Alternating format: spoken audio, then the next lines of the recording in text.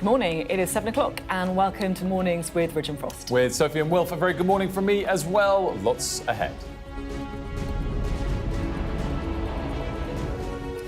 Donald Trump slams a new tariff on any country doing business with Iran as the regime escalates its deadly crackdown on protesters. The BBC prepares to challenge President Trump's $10 billion defamation lawsuit over the edit of a Panorama programme. Control X or we will. The Prime Minister issues a fresh warning to Elon Musk over his AI chatbot. Also today, a graduate generation trapped by debt. We'll be diving into the affordability of student loans.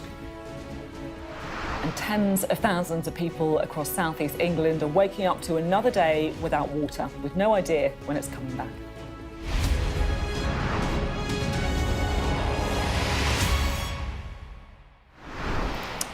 A very good morning to you and welcome to the programme. Well, Iran is facing its most violent unrest in years, with mass protests that have turned exceptionally deadly. The demonstrations began with shopkeepers in Tehran, and 3 weeks later, hundreds of people have been killed by the regime and more than 10,000 have been arrested. Well, overnight, Donald Trump has announced a 25% tariff on any country doing business with Iran with immediate effect. The White House also says that US airstrikes are on the table, but diplomacy is the first option. Here's our international correspondent, John Sparks. In a large warehouse on the outskirts of Tehran, we see the floor area covered in body bags. And we see men and women moving among the corpses, searching for a sign, a distinguishing feature of someone they love.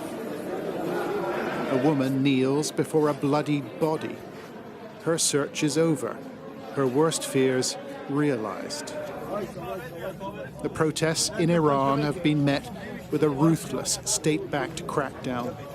Outside the warehouse, body bags are unloaded from pickups and larger trucks, in scenes likely repeated nationwide.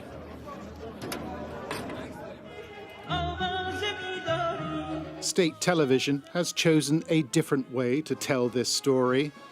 Thousands of flag-waving Iranians parading through the center of the capital, pledging their devotion to the regime. This is the only version of reality now permitted by the state. All other forms of communication, phones, internet, Starlink receivers, have been cut. But the state cannot conceal everything. This is Amir Ali Hadari, a teenager from the city of Kermanshah. He was shot and beaten to death. His cousin, Diaku, lives in Cardiff. I didn't sleep last night. Me and my wife, we are crying all the night. That's all we can do. Last Thursday, demonstrations swept through the city, and we see plainclothes policemen open fire in the street.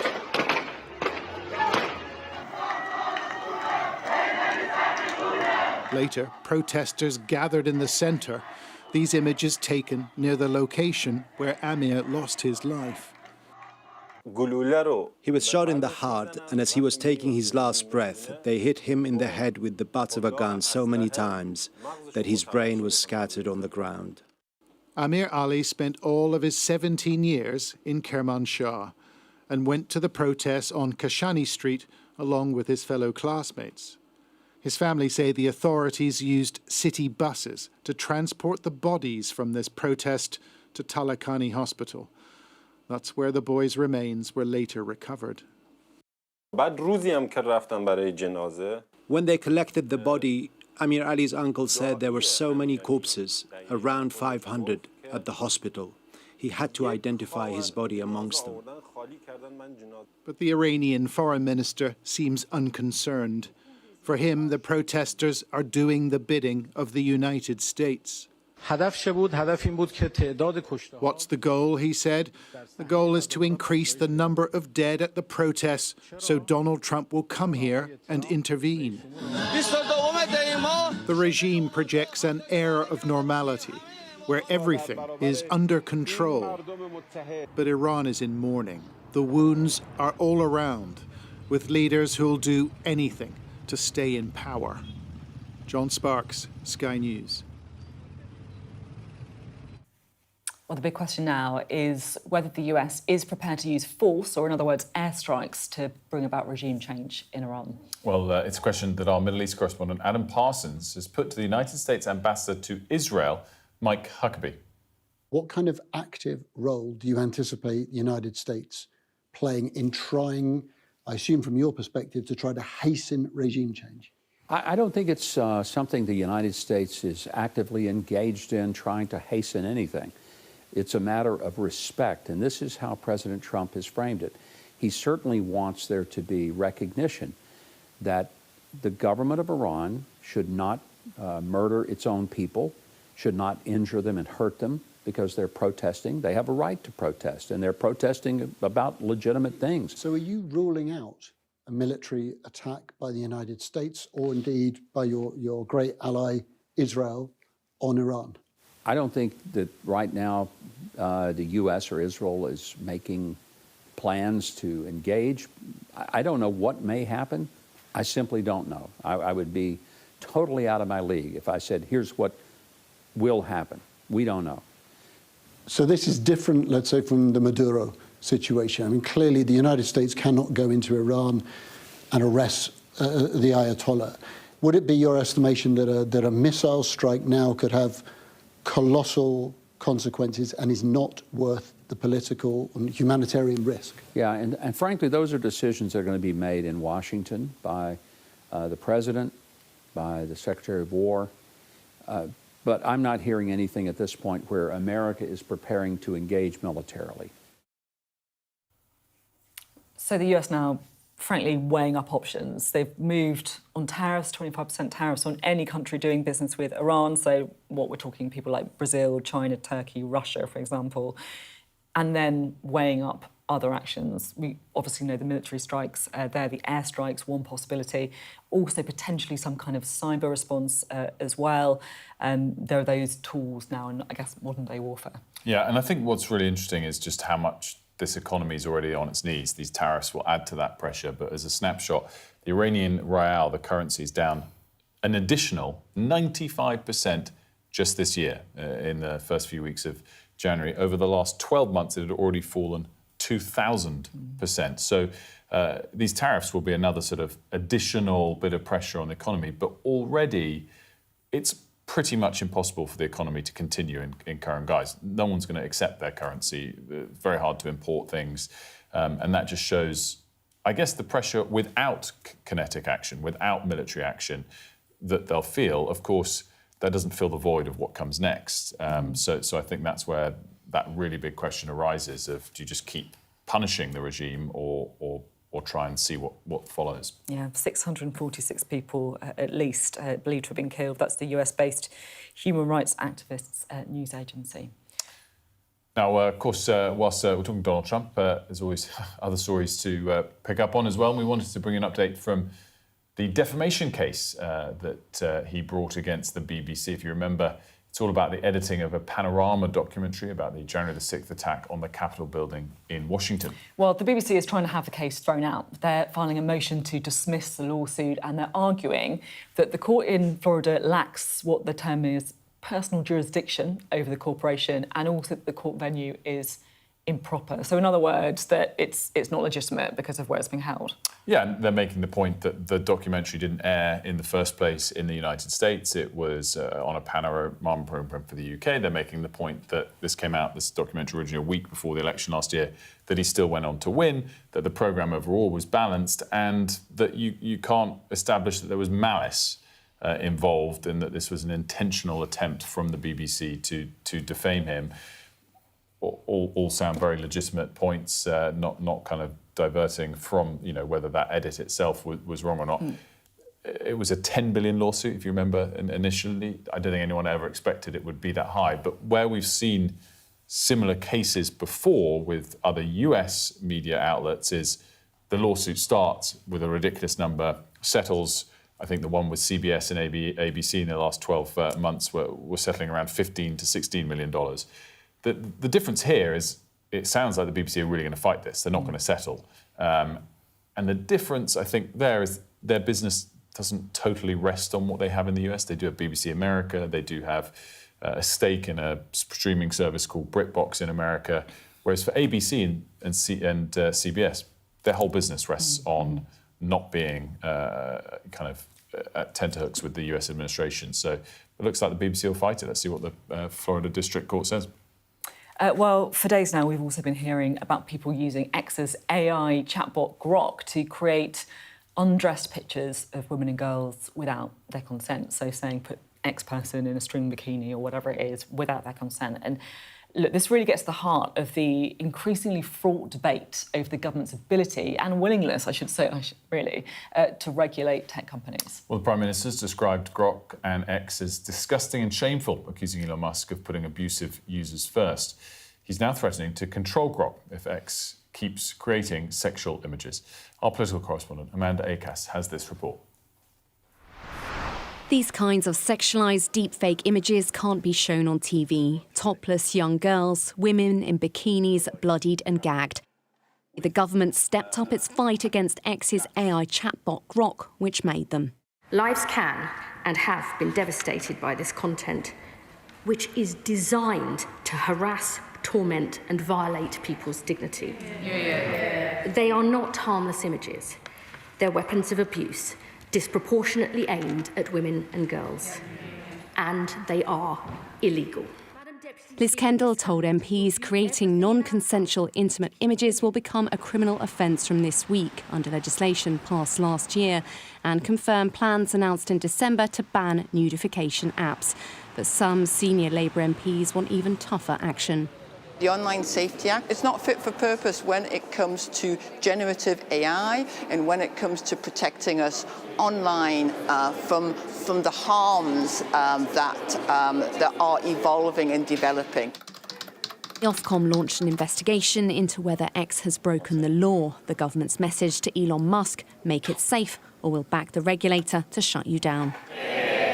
The Tories want to see under-16s blocked from all social media, but like Reform, believe a total ban on X would go too far. But government has never before proposed to wholesale block TikTok, Google or Facebook for the frequent and often flagrant misuse of their sites. It is an extraordinarily serious move against a platform that can be used for good. Do we like and welcome the particular feature on Grok that's made the news over the weekend? No. My fear is we'll end up suppressing Grok and further suppressing free speech. Last week, the Prime Minister described these images as disgusting and disgraceful. X responded by limiting its image creation service to paying subscribers whose personal data it holds, a move condemned by the government as insulting. Elon Musk hit back, sharing deepfakes of Sir Keir Starmer in a bikini and arguing they just want to suppress free speech. There are clear diplomatic ramifications to this row with an American company, given the delicate state of the special relationship.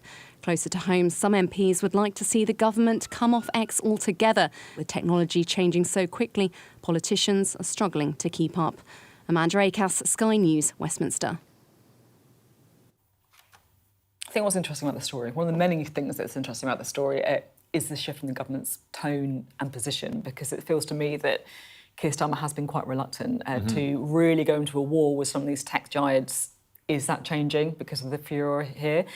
Just to bring you the statement from Keir Starmer, he said yesterday, if X cannot control Grok, we will. And we'll do it fast, because if you profit from harm and abuse, you lose the right to self-regulate. Well, let's find out a bit more about what this all means. We picked as well quite a good combative picture of Keir Starmer there to match that. I haven't seen that one before. He hasn't got a tie like you, Will. He's ready to fight. Gosh. Tieless like you. Oh, I'm really annoyed. Let's find out what he means when he says we will control Grok. We can bring in our political correspondent, Alexander Rogers. Great to have you with us, Alex. So what does he mean here, do you think?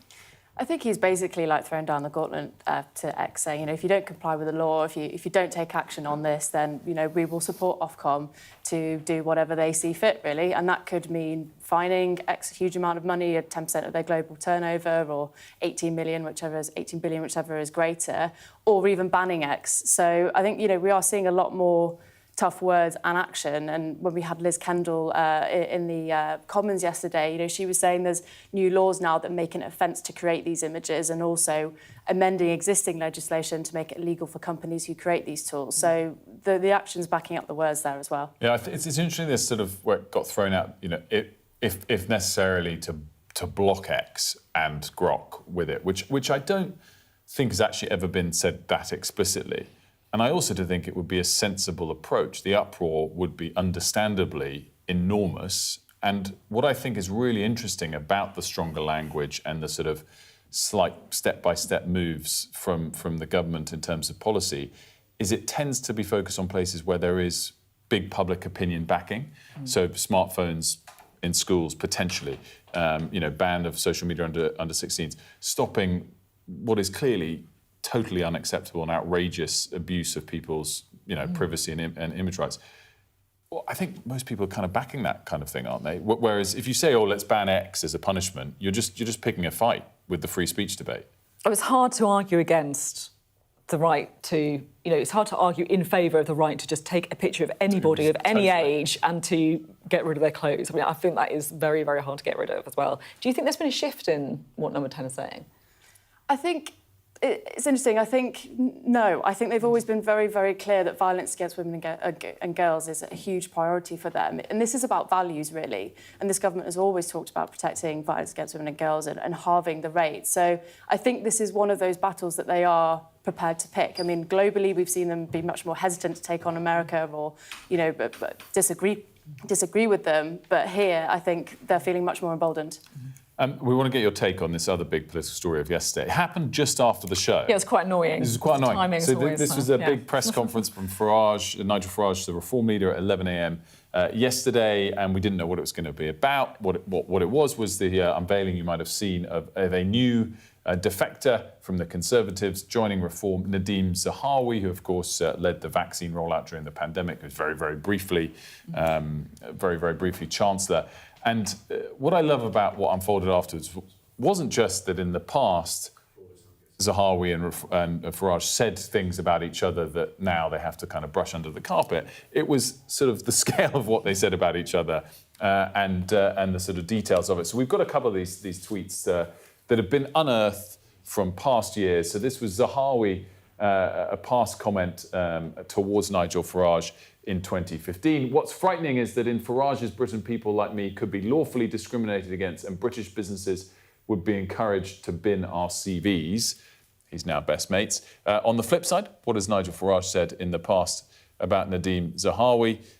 He has said, "I thought Zahawi had principles, but tonight we learnt all he's interested in is climbing that greasy pole." That was in 2022. More recent, in fact. And now they're best mates, Alex. Yeah, that was some embarrassing and awkward moments in that press conference yesterday, and some stark reminders that they were opponents.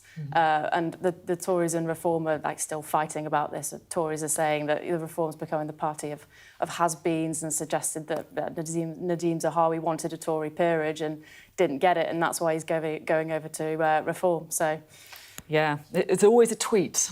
There's always a tweet. And we're going to put some of those to it, and the other details of this to Nadine Dorries a little bit later. Yeah, she's joining us, who's another Tory to Reform defector, of course. Alex, thanks very much.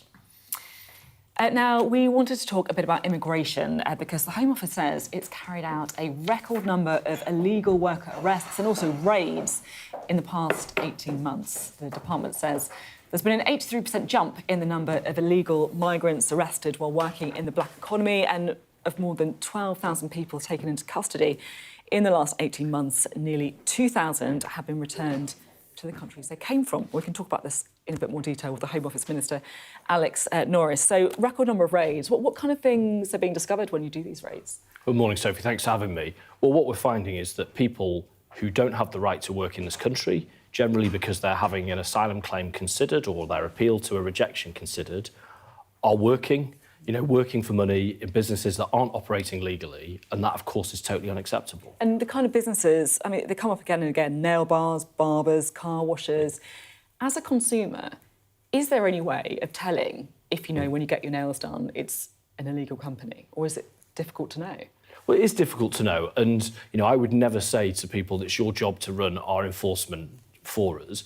You know, we are cracking down on illegal working. That's reducing the pull factors of people to come to this country because at the moment it's seen it's too easy to work illegally in this country. That's why we're changing that. So that's our job. But their job as consumers, you know, what I would always say to people is, if something looks too good to be true, there's a chance that's the case. Similarly, you know, I've worked for a long, long period of time in my political time around hand car washes and the risk of modern slavery in that industry. What we'd always say to people is, look at the working conditions of that individual. You know, are they wearing gloves? Do they have a mask? Does it look like chemicals are flowing openly? Those can be red flags. Should we be worried about cash? Well, cash is an important part of the economy. I'd want to be a bit careful about that. I think, you know, if people were seeing that businesses would not take it, well, of course, there's a question within that. What I'd say to people is, you know, report it, whether it's to trading standards at your council or through to ourselves at the Home Office. We can triangulate that with other evidence we might have, and that's what leads to these knocks on the door. Because let's be clear, the businesses that do this undercut good British businesses that do things the right way, and they create an incentive for people to come to this illegally. The British people lose out both ways there, and that's why, you know, we've ramped this up to the biggest level in history. Can I ask, what happens after the raid? Did the people there get deported? Do they go to prison? Are some of them just, you know, given a slap on the wrist and told that they can go off and don't do it again? What are the numbers? Well, it's led to 12,000 arrests, and that could be the whole range. You know, over 1,700 of those people have been removed from the country who want to go further than that, frankly. There'll be some still, because these numbers take us up to December, there'll be some still in the system. So you can't just deport everybody? No. That, I guess, is what is the reality. Well, because some of them won't have committed crimes that have got to that threshold, but actually some of them will be from countries we can't remove to. But as I was with you on the show in November saying, there are countries that are not taking their citizens back, so we're introducing visa sanctions when they don't do that, so we can remove them. The reality is you can't deport or imprison everyone on these raids, can you? No, but there is other action we can take. So we can take the cash away, the proceeds of that crime, and we've taken £1.5 million out as a result of this activity. We can put them on enhanced immigration bail, which restricts their activity. But the crucial thing in this, Sophie, is that at the moment, the human traffickers say, come to Britain because you'll be able to work illegally. We're sending the strong signal that you can't. The public are understandably concerned about illegal migration, but net migration is going down, and some people are saying it could fall below zero, so more people leaving the country than coming in. And look, like, a lot of people would be like, great, that sounds really good. But if you look at the latest ONS, the Office of the National Statistic figures, are you worried that, I guess, the people that we need for the economy are leaving? And I'm talking in particular about the fall in British nationals and young British nationals, 16 to 25-year-olds, who presumably are going because they can find better work elsewhere. Is that a problem? I mean, first of all, this is from a comparative peak of over 900,000 net migrations. Country has never had that level, but that's where the previous government took us to. Specifically talking about the emigration of British nationals, working-age British nationals. But particularly for young people, that is a noisy statistic that's bumped around for a long time because, you know, different patterns in the global economy, maybe, you know, people can go and then they tend to come back. The reality is we've reduced that net migration figure from over 900,000 to now less than 300,000. Are you worried about the emigration of British nationals? No, I have to say people have to be able to make their own choices with their lives. I left my city to move to another one for a better opportunity. I'm not going to deny that to anyone else. Where did you leave? Where was it? Manchester, and I've moved to Nottingham now. Careful, people in Manchester not really happy about that. Well, I still got my season ticket at City, and you know, but I'm afraid I'm a Nottingham guy. But you know, the reality is, like, what we've changed and what we are changing is that reliance on the British economy. If in doubt, if there's labour shortages, you just pull the migration lever. Actually, I want to train our children and young people up so they can access those opportunities. There is one other story I wanted to ask about today as well, because pressure's growing on the Chief of West Midlands Police, and that's over the decision to ban Maccabi Tel Aviv fans from attending that match with Aston Villa. And we heard his evidence to the Home Affairs Select Committee. What did you make of the evidence? And if he's found to have misled, should he lose his job? Well, I mean, first of all, as I say, I'm a lifelong football fan. The idea that, you know, another fan from mine or any other club would not be able to go to a game because we couldn't keep them safe because of their faith, you know, I totally disagree with that. We have, as a government, right from the outset. That was wrong. It is right now this is being looked into properly by the independent regulator. You know, that report is still to come to us at the Home Office. We're going to look at that very closely, and that'll tell us where to go next with this. But it's right that we wait to see that so we've got all the information properly. And what are the options? Because I'm right in saying I know that the Home Secretary, Shabama Mouid, she can't sack him. No. But what can she do? Well, we'll be very clear about our position as to how, you know, West Midlands Police acted, how any individual acted. Let's wait until we see that. You know, There is, of course, the Police and Crime Commissioner dimension to this. That individual will have to make that judgment as well. So, you know, but until and unless we have the full information... I do understand that, but she could say she has no confidence in him. Is that the kind of the furthest that the government could go? Which is quite far, you know. Well, I mean, we're a Home Secretary. I don't mean I'm quite leery of getting into those hypotheticals. Yeah. You know, she will make a judgment based on that information as to what she thinks should happen. Mm-hmm. You know, it would be right, and you would expect, I'm sure you would press her to say so, but that has to be in the fullness of time once she has the information. And I can say, as a Home Office Minister, we haven't got that report. Understand. Just finally on Grok. The PM said, if X cannot control Grok, we will, and we'll do it fast. This is Twitter's, or X's, I should say, AI tool. What does that mean, control Grok? Well, again, what Grok has done in recent days is disgusting. This is, as Liz Kendall said yesterday to Parliament, this is child sexual abuse material. This is the harassment stop. You know, we have a regulator in this country, Ofcom, that means that if platforms do not use, you know, do not properly regulate their material, they can be stopped from operating, they can be fined, a whole range of things. That process is ongoing. The reality is, X could change this today, and that's what they should do, and they should do it now. Are you on X? I am. I have hands up. Yeah, I mean, have you thought about coming off it? Yeah, this is a really difficult thing. Like, I'll be honest, I don't have a big following, 10,000 or whatever. Like, if I thought coming off would stop it, I'd do it before this show was over. It's balancing the fact that 19 million of the British people are on that platform. For 5 million of them, it's their primary news source. We want to talk about the work we're doing as government on violence against women and girls. People, 19 million, is that right? Yes, 19 million there. And we need to be able to talk about the work we're doing to tackle violence against women and girls, to assure those people so they can play their role in it too. You so with it's hard. 10,000 followers might not make any difference, but if the UK government withdrew, that would send that signal, wouldn't it? It would, but it's that balance, because we as a government are, making significant strides on tackling violence against women and girls. To do that, we need to tell people it's going on. We need them to be able to play their part in it. We need them to challenge us and push us to go further. And that's hard to find that balance, because if we're not there, then how can we have that conversation? And that, that I have to say, it's something we wrestle with, but that's finding that balance. OK, thanks very much indeed. Appreciate it, Alex Norris speaking to us there about those immigration raids.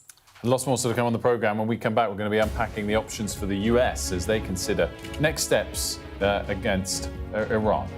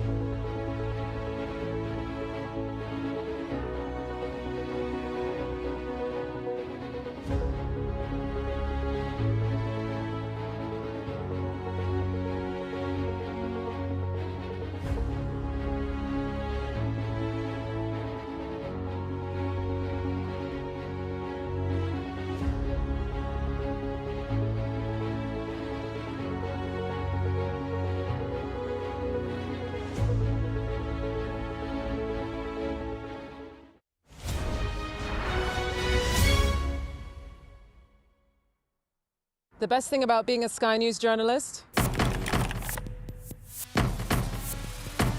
They call him the king of the jungle. Being a Sky News journalist. Yusra Al-Baghir has this report. And this is what's left of it. As a woman of colour, how did the Harris campaign speak to you? People risk their lives to speak to us for this report. Mr. Zuma, Sky News. We're trying to see as much as we can. The best thing about being a Sky News journalist? I'm going to take you behind the scenes here for Election Night Live. They have gone up and up. Being a Sky News journalist. Ed Conway, Sky News, is anyone going to talk to us? Mortgage rates did go up very sharply during your time in office. Here it is. First off, just the scale of what we're looking at. Our data shows it's been happening. Question is, why it hasn't been stopped. Welcome back to the news this morning. Donald Trump has announced a 25% tariff on any country doing business with Iran.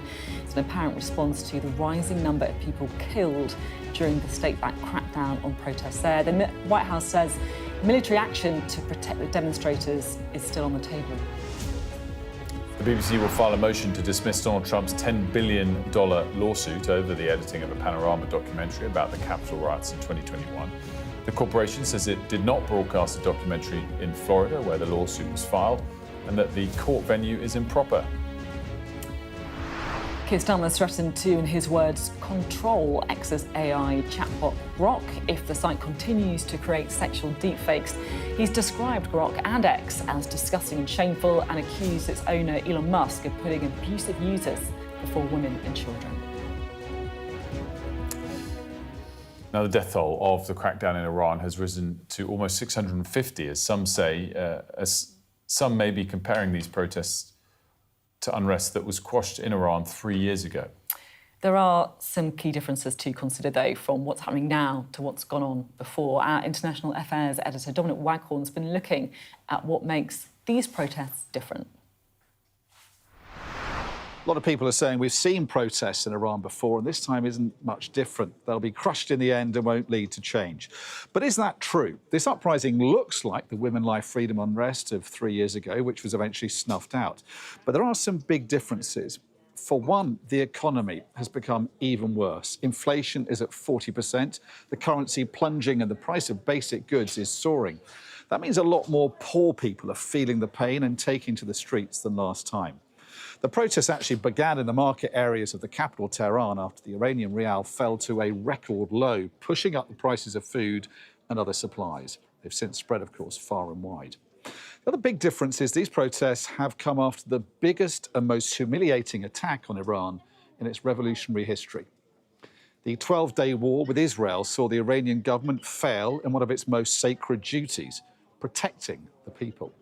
The Ayatollahs have always promised to defend Iranians against the great Satan, America, and little Satan, Israel. They've sent billions abroad to proxies to form a ring of defence. But Israel has demolished much of it and was able to send its warplanes to fly at will over the skies of Iran before America joined in too.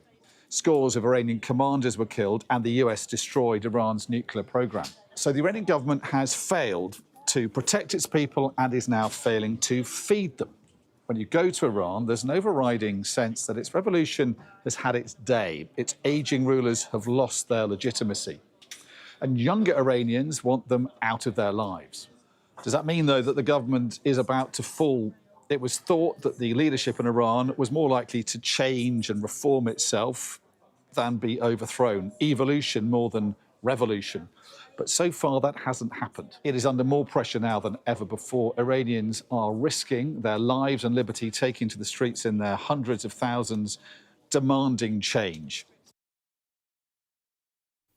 Dominic Waghorn there breaking down some of the latest. Well, we can explore this further now with the political analyst and former Middle East advisor at the US Department of Justice, Jasmine El-Gamal. Thanks so much for joining us. Thanks for having me. Good morning. Good morning to you. So do we think at this point that kinetic action, some form of military action from the US is A, likely, and B, necessary if regime change is what is wanted by the United States? I think, first, to your first question, we really have no idea. I mean, President Trump, as you know, is the most unpredictable president we've ever had. Even his own team sometimes doesn't know what he's thinking or what he will decide until the last minute. So far, he's been saying different things, but that pretty much tracks with his strategy. He likes to ratchet up the pressure in order to move the opposite party into negotiations. We do know that he generally prefers a deal, but that he's not afraid to use military force or the threat of military force to force that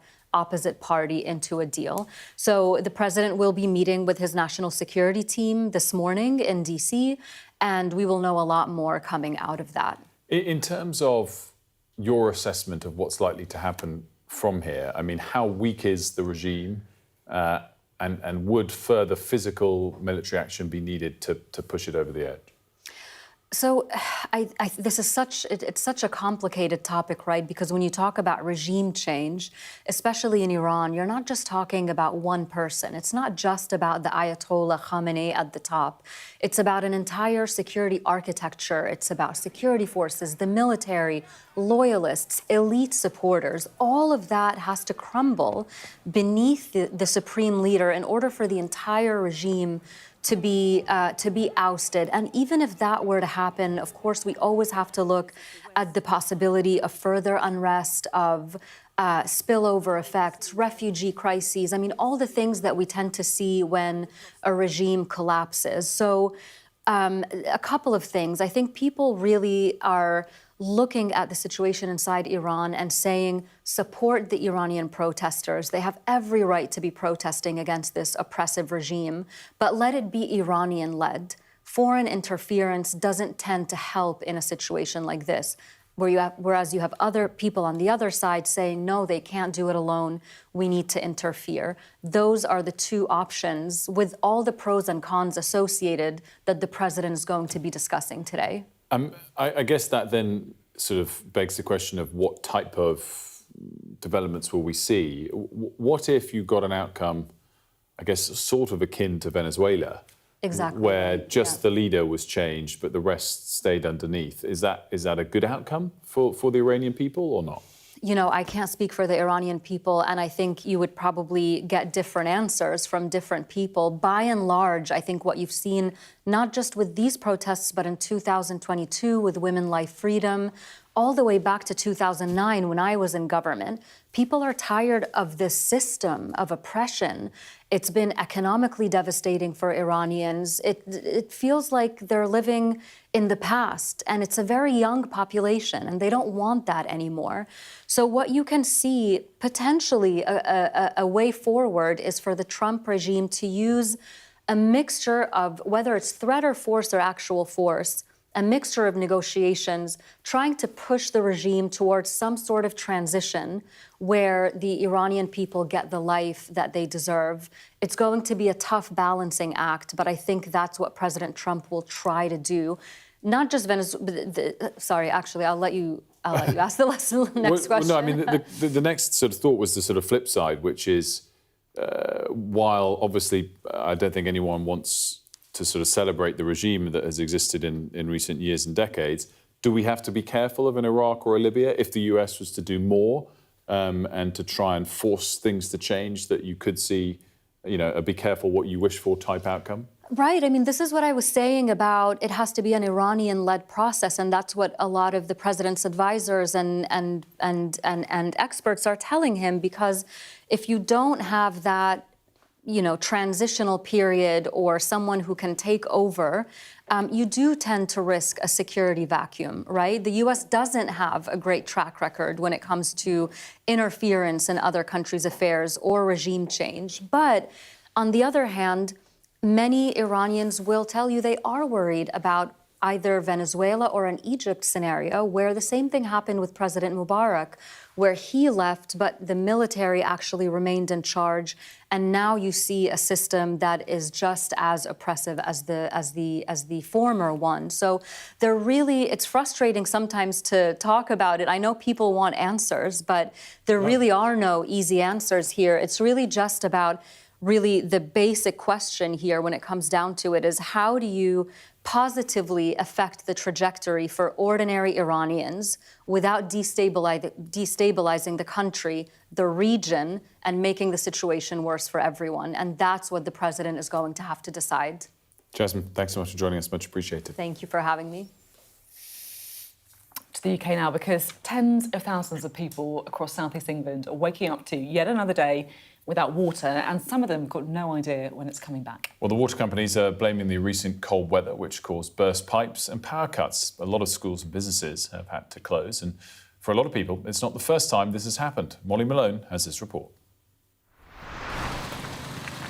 Queuing up for the basics, a major incident declared as tens of thousands of people across Kent and Sussex started the week without water. Hard work. Flush the toilet once takes 3 bottles of water for one person. Basic hygiene, everything. It affects everything. We haven't had water, like I say, since midnight, Friday, Saturday morning. So quite frustrating. Yeah. It's this area, East Grinstead, that's most heavily impacted, with 16,500 people without a supply. Some of the people turning up here haven't had any water for 3 days, and they're fed up.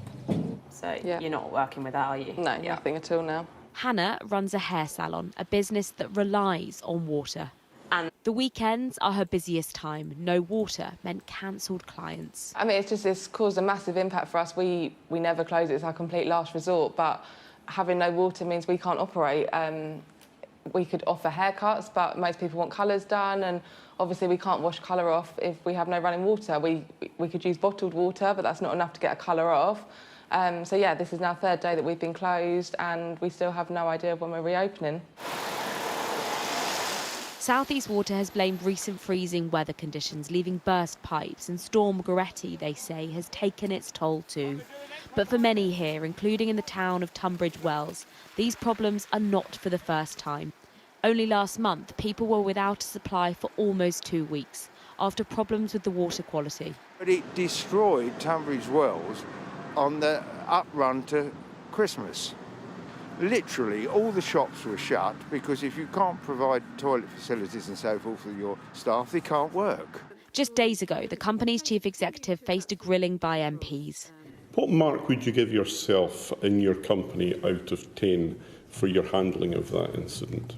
Well, I'd give you 3 numbers, and I'd say 8 out of 10 in terms of response. I'd say 6 out of 10 in terms of communications, and I'd say 6 out of 10 in terms of the actual prevention of the event in the first place. And now, questions about his leadership and position. Look, I think the problem at the moment is that people are not sure whether this leadership can take them through the problems that they're experiencing today. In a statement, South East Water said they're incredibly sorry to all customers and businesses who've been impacted by this and are doing all they can to restore supplies as soon as possible. They said we're also supporting hospitals with tankers and providing bottled water for care homes, schools, medical care providers and to support livestock. So you've had some messages from South East Water? Yeah, very. For now, people are hoping for news, with some suggestions they could still be waiting days. It's not yet clear when they'll be able to get back to work, to school, or even have a wash. Molly Malone, Sky News in East Grinstead. Well, joining us is Anne Nichols. She manages the Tiny Tigers Day Nursery in East Grinstead, and they've been without water since last Friday. I mean, thanks so much for joining us on this. How literally no water since Friday? The water went off after we closed on Friday evening, but we had nothing yesterday or today, so we've had to close. And how many parents and how many kids is this affecting? We're a 63-place nursery, so in effect, 63 families a day are affected. They've had to find emergency childcare. Some of them have had to stay off work and obviously won't be paid for it. The disruption's huge. You know, we just can't open if we haven't got water. What sort of updates and explanations have you had from the water company? Well, we've just had the basic update every however many hours they choose to send it, but it's been very repetitive all weekend, all day yesterday. They were saying the same thing till last night, and then their update just stopped saying we'll possibly be back on Tuesday. They just haven't given us any idea going forward when it's going to be back on. I mean, as a nursery with families depending on you, as a small business, I mean, this feels like such a difficult situation to manage. The fact that you have no idea how long this is going to go on for. I mean, it sounds very stressful. It is, but we have to make a decision each day. So yesterday we made a decision about 7 p.m. to close today. Potentially, if it was going to come back on, we would notify parents and open, this afternoon, but I can't see that happening. Is this the first time it's happened to you in your area? It is. Well, a couple of years ago, 2024, I think we were off for a couple of days. Similar situation, they just didn't give us much information. And it's not just the nursery, it's the whole impact on the town. All the businesses are having to close and shops are closed, restaurants. And as I say, parents can't go to work because they're having to look after their children. So it's a difficult time anyway, but this is impacting even more. It's extraordinary. And I think the fact that you've been given no guidance on how long it's going on for as well, more recently, really extraordinary too. I mean, this obviously is in some ways stating the obvious, but just run us through the kind of thing you need water for in a nursery. I mean, it is absolutely critical, I can imagine, with those young children. Well, we've got 63 children, start at age sort of 6 months up to age 4. So there's bottles to make for the babies, there's washing the children, hand washing, toileting, drinking, obviously, rehydrating on a regular basis. We can't provide meals because we can't wash up. And then there's the staff, of course, as well. They need to be able to, use the facilities and care for themselves as well. So it's just, water is essential. They did deliver us some bottles of water yesterday, but, it takes 4 2-litre bottles to fill a cistern. We've got about 10 toilets in the building. We can't, that's just not going to happen. And what's your message, just to wrap it up, what would your message be to the bosses of the water companies who might be listening to you this morning? Well, communicate better and let us know exactly what's happening when, and sort this problem out quickly and try to make sure that it doesn't happen again. It's happening too often. I mean, the poor people in Tunbridge Wells had this before Christmas and they're experiencing it all again. So I don't know how they must feel. The thought of it going on for 2 weeks like it did for them is horrifying.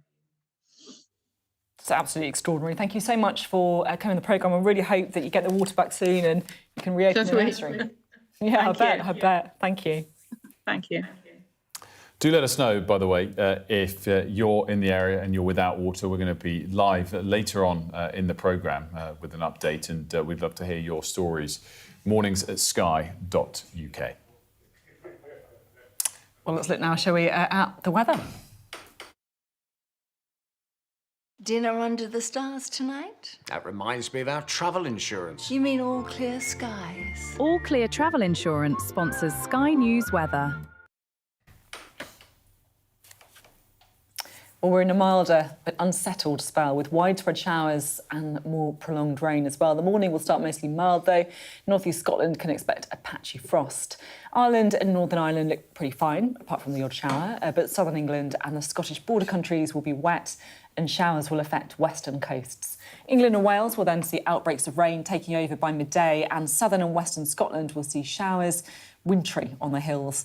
Ireland, Northern Ireland and North Eastern Scotland look pretty fine. It will be cooler than yesterday, but it won't be as windy. All Clear Travel Insurance proudly sponsors Sky News weather. Up next, we'll be talking about the benefits of exercise and whether government's new health plan is leaving disadvantaged people behind.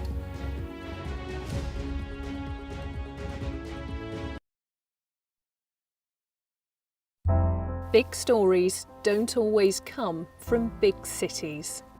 I'm Lisa Dowd and I'm Sky's Midlands correspondent. You are not getting in this elevator, okay? The judge made it very clear that she could see no justifiable reason why Sakulas wasn't here facing British justice. I promised I would get him justice. Free, wherever you get your news. This is what they're up against. The wind is the really big problem. It is back-breaking work and the smoke is thick. It's been working well. Water levels are dropping, but no one knows what impact further rain will have. What would you do if this place wasn't open? This is the exact spot in Nottingham where their 19-year-old son, Barnaby Webber, lost his life. I just think it's so cruel and so harsh. It's really scary. We're terrified. In this community, I'm told that everybody knows someone affected by COVID. Hopefully this will be the last wave. Sky News, get the full story first. Change seems tantalisingly close in this corner of the UK. Wales was the first to introduce the plastic bag charge. It's legal to let go. Set the speed and take the hands off. It's almost driverless, but not quite. Hands is a highly trained police dog. The force is incredible. It's really frightening, actually. This is my patch, my specialism. It's also my home. The best thing about being a Sky News journalist?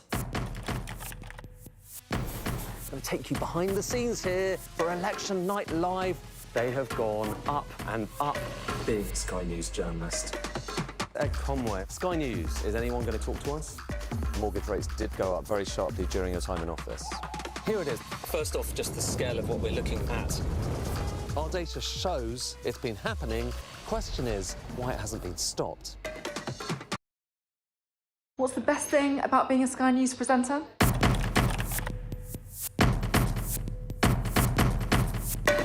We've done the work and the reading, so you don't have to. Being a Sky News presenter. Hello and welcome. Westminster, the heart of British politics. I'm so sorry about what happened to you. So what on earth is going on? It's not true. Can I tell you what I think is really unusual? Mornings with Richard and Frost. Let's crack on. Let's get started. Welcome back. Now, a lot of people will have made getting more exercise in one of their New Year's resolutions, and that's all very well and good if you've got access to a gym or somewhere local that puts on classes. There has been a warning, though, that some communities are missing out on opportunities to get up and get moving, despite the government's promise to help make it easier for people to get healthy. Let's bring in now Dr. Andrew Murray, who's a sport and exercise medicine consultant at the University of Edinburgh and a former government advisor on physical activity. I guess the headline, Andrew, of this is that physical activity is a very good thing for the government to try and be pushing? That's absolutely correct. The benefits of physical activity are compelling. If you go from being inactive to being physically active, you add 7 years to life, and you also help prevent and treat about 40 major chronic diseases. Big things like heart attacks, strokes, type 2 diabetes, anxiety, depression, and dementia. So you're a bit more likely to get athlete's foot and you can get injured, but there are far more benefits from being physically active than not. And the big thing is that it's beneficial across the length of life. I've got young children. Being physically active is one of the best presents you can give your children. It improves marks at school and they're happier and healthier. And also in terms of older adults, it's one of the best things for keeping people out of hospital and keeping people well. I mean, 7 years to life. That just speaks for itself, really, doesn't it? I guess my question is, we opened up by talking about, like, not everyone can afford a gym membership, but you don't really need a gym membership to get moving, right? I mean, anyone can go for a run, anyone can, put 2 sweaters out and play football in the local park. Is it really all about money? You're exactly right. It's not about money, but money can really help. And some of the things you've outlined are really helpful. So, for example, you can take the stairs rather than the lifts. You can go for a walk. So 22 minutes of walking 5 times a week will get you enormous benefits. 30% off in early death, significant reductions in type 2 diabetes, but also regular exercise, something as simple as walking, gardening, playing golf, football, things that don't necessarily have to be expensive or can be free, give you that quality of life, give you that big fat smile on your face and can get you all these benefits. But I think what is required is coherent strategy. It's the government really to put their money where their mouth is and spend, but also put the right things in place. Think about transport. How can we get people walking? How can we get people cycling, running, doing all these things? What partnerships can we do with transport, with the health service, with urban design, how our cities are designed, with education system, making sure that we get quality PE. The Daily Mile initiatives such as that are all very, very proven and beneficial. And the World Health Organization is clear on this. Being physically active is one of the best things that you can do. And they have a route map, which is essentially a global action plan on physical activity. And the government have followed some of this, but there's much more that could be done. There's a lot being left on the table here. Andrew, thanks so much for joining us. We appreciate it. My pleasure. Andrew Murray, their consultant in sport and exercise medicine at the University of Edinburgh. You're quite a fitness guy, aren't you? You're quite good at the old... I do a lot of exercise to allow myself to continue to be greedy. Yeah, I think I'm very in favour of that. Which is a sort of odd balance. It's like both to excess. It's like perfect yin and yang. Yeah, I think of it that way. But I mean, it might, yeah, it has its problems. Like over Christmas, when you don't exercise much, suddenly the waistband expands quite quickly. I'm obsessed with the story that we're about to do next. It's in the Times this morning, and it's about Anne Boleyn, so Henry VIII's wife. And you might recognise, if we show you the picture of the Times, you might recognise this kind of iconic image of Anne. So it's not the big one, that's Queen Elizabeth, it's a small one there in the corner. And the thing about Anne Boleyn is that not a single contemporary portrait exists of her. So in other words, all the pictures we have of her were created years after her death. So we've got no idea really what she looks like. And the Times is saying now, this Tudor historian, Dr. Owen Emerson, he's saying, this one we thought was Anne Boleyn, it's not actually her. This is actually Elizabeth, her daughter. They've just superimposed the head on.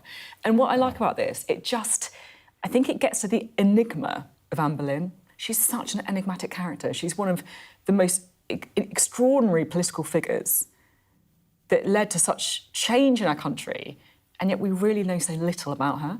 Well, I didn't realise this. So we also don't know what she looks like. Well, we thought that's what she looked like, but even this one is painted after her death. It's not, it's not a contemporary portrait. And now they're thinking that actually, look how close it is. They've compared it to that picture of Elizabeth. They're like, look, guys, this is her. This is Elizabeth. How has this discovery been made all of a sudden? Well, it's this historian, basically, the Tudor historian, Dr. Owen Emerson. He's got a new exhibition on Boleyn's likewards, and he's putting this argument forward. So we don't really know, as with everything so long ago, but he's saying, this doesn't feel right to me. Well, on that note, we have to end this hour, but we'll be right back with all of the day's top stories.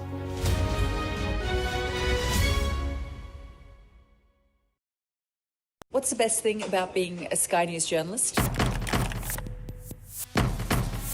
Who's funnier? Being a Sky News journalist. A special edition of The World with me, Yalda Hakim. Pakistan has the right to respond. You're like, what? Historic day here today. Congratulations, this is a huge moment. But what happens now?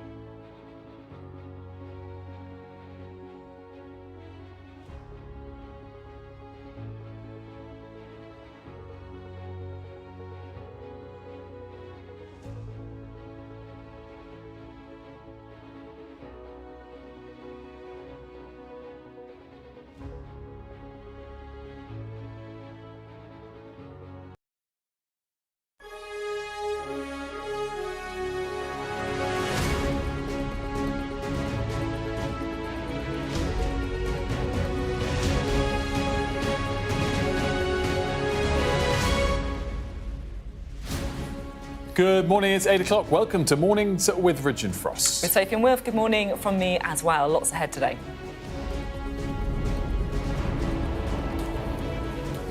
Donald Trump slams a new tariff on any country doing business with Iran as the regime escalates its deadly crackdown on protesters. The BBC prepares to challenge President Trump's $10 billion defamation lawsuit. It's over the edit of the Panorama programme.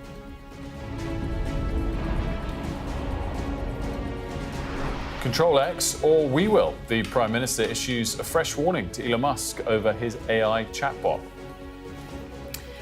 Also today, we are looking at a graduate generation trapped by debt, and Wilf's going to be diving into the affordability of student loans. And tens of thousands of people across southeast England are waking up to another day without water with no idea when it's coming back.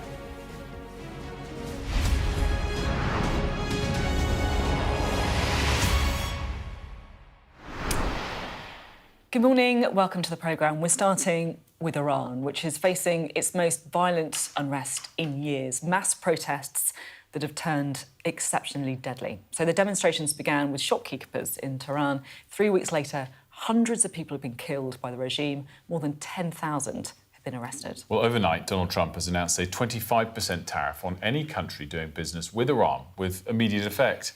The White House says US airstrikes are on the table, but diplomacy is the first option. Our international correspondent, John Sparks, has all the details for you.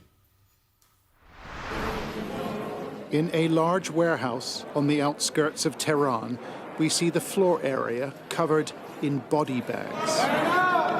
And we see men and women moving among the corpses, searching for a sign, a distinguishing feature of someone they love. A woman kneels before a bloodied body. Her search is over. Her worst fears realized. The protests in Iran have been met with a ruthless state-backed crackdown. Outside the warehouse, body bags are unloaded from pickups and larger trucks in scenes likely repeated nationwide.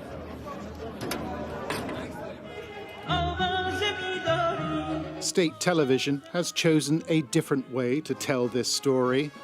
Thousands of flag-waving Iranians parading through the center of the capital, pledging their devotion to the regime. This is the only version of reality now permitted by the state. All other forms of communication, phones, internet, Starlink receivers, have been cut. But the state cannot conceal everything. This is Amir Ali Hadari, a teenager from the city of Kermanshah. He was shot and beaten to death. His cousin, Diaku, lives in Cardiff. I didn't sleep last night. Me and my wife, we are crying all the night. That's all we can do. Last Thursday, demonstrations swept through the city, and we see plainclothes policemen open fire in the street.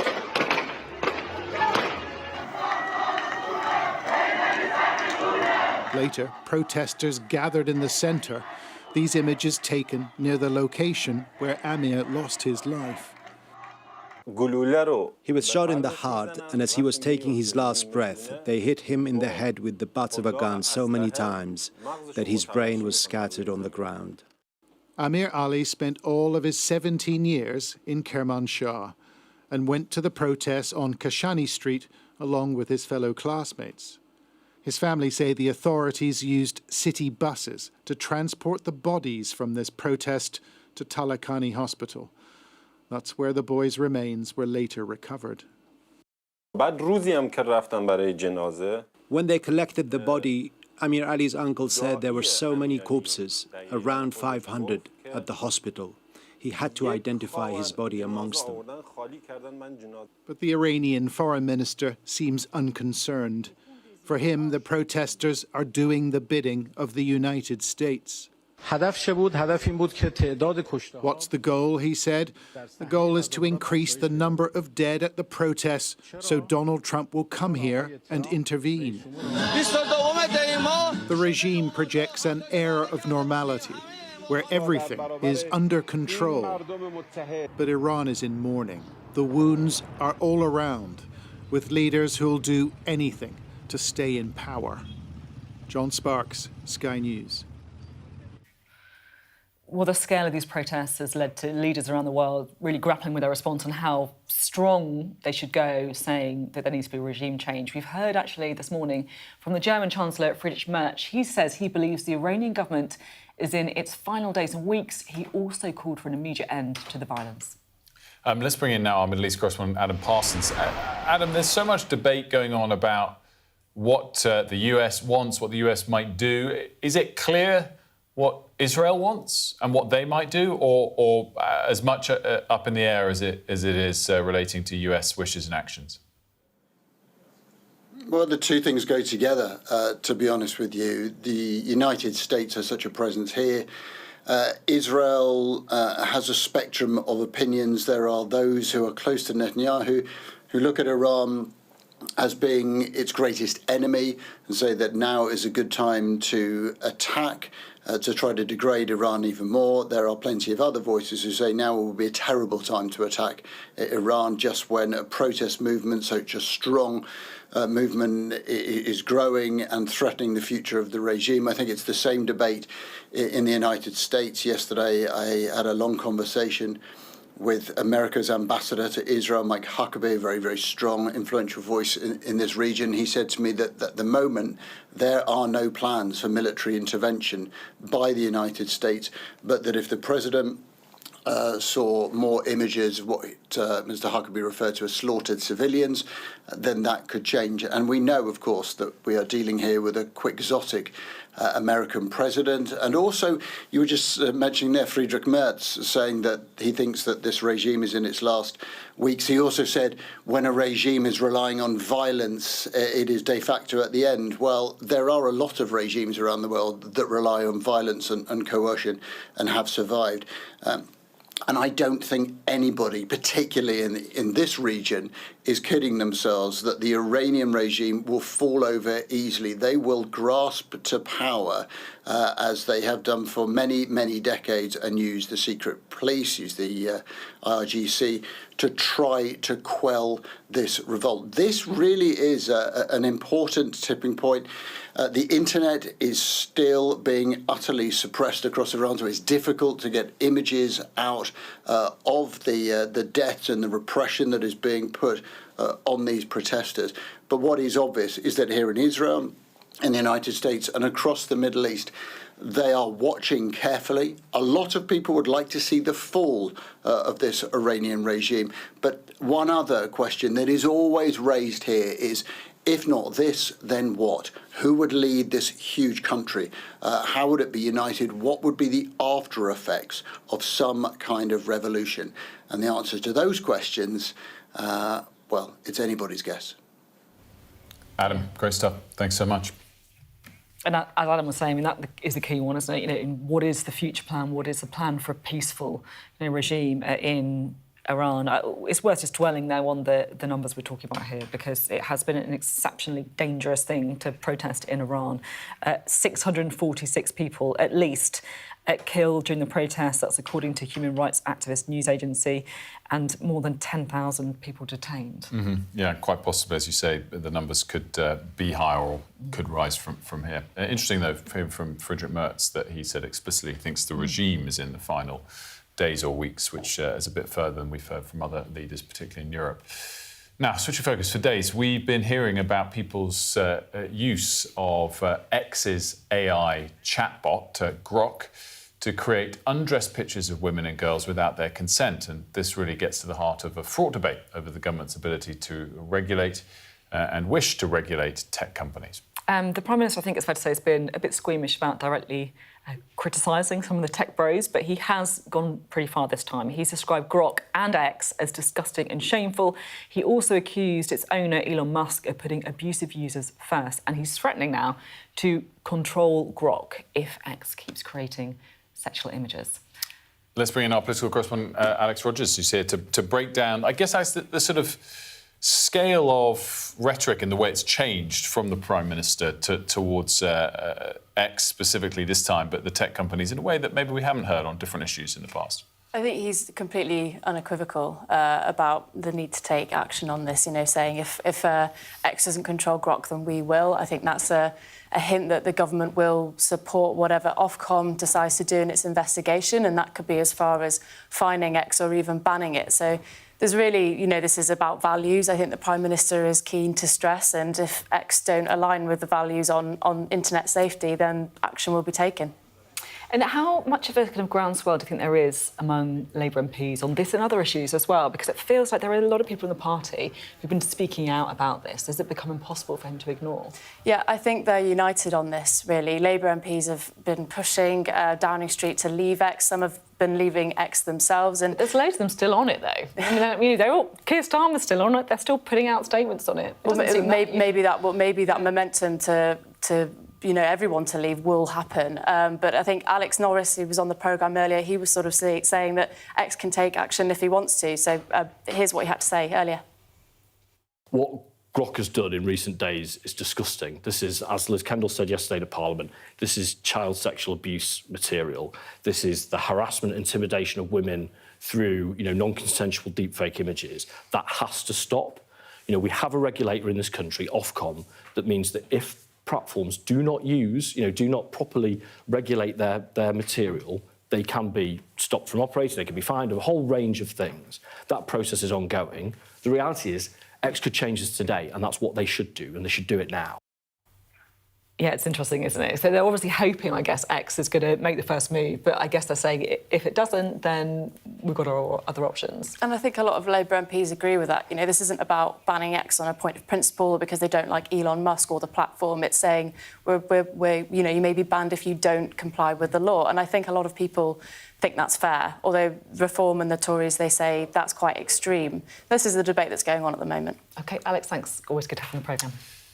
Now, the BBC is asking a US court to throw out President Donald Trump's lawsuit against the broadcaster, which claims an episode of Panorama defamed him when it edited one of his speeches. Well, for more on this, we're joined by the arts and entertainment correspondent, Katie Spencer. Katie, great to have you with us. So the BBC's come out fighting.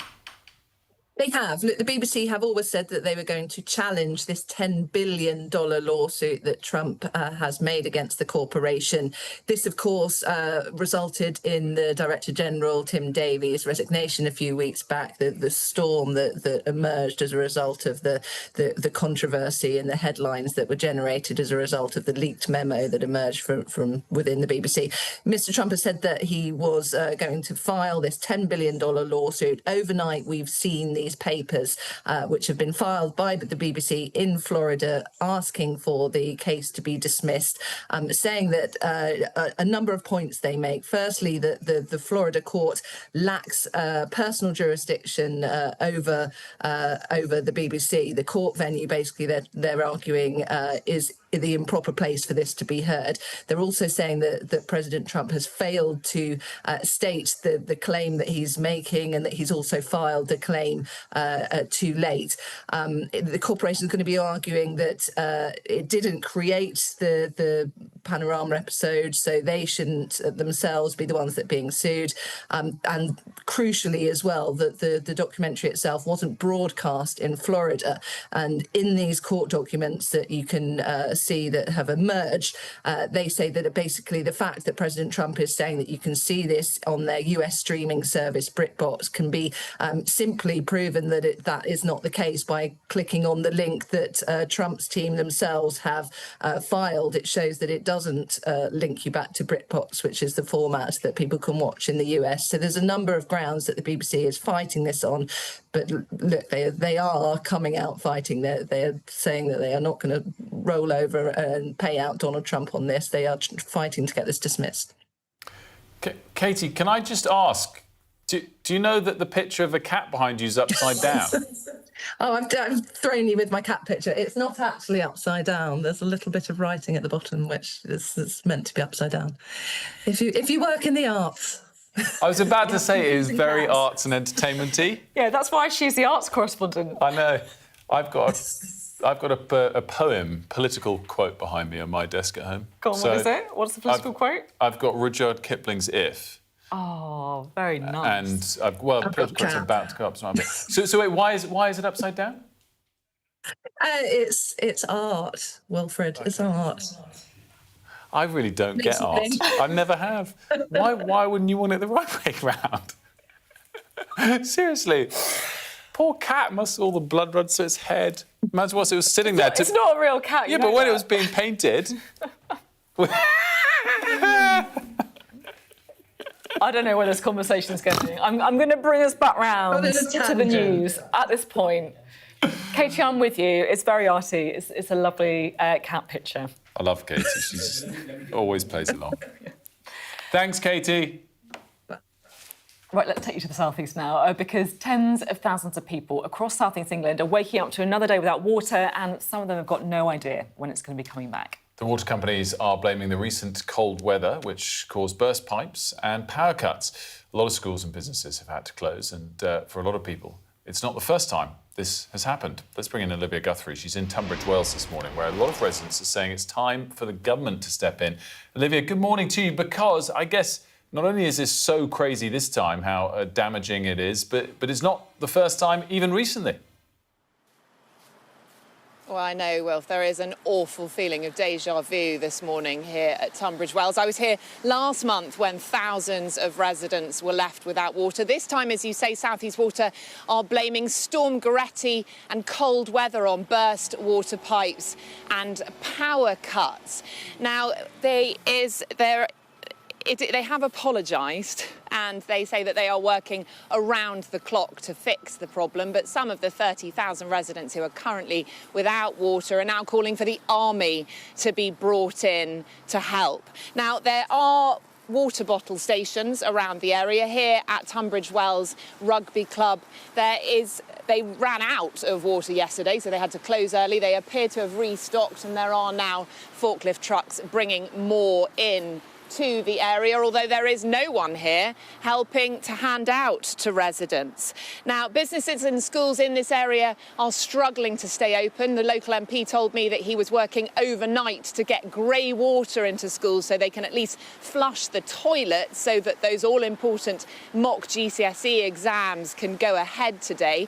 Mike Martin MP told me that it's astonishing that we continue to leap from water crisis to water crisis without an inch of accountability. It's obvious that South East Water's CEO must resign, and its chair and shareholders must urgently move to get fresh leadership in from outside the organisation. And the regulator have launched an investigation into South East Water.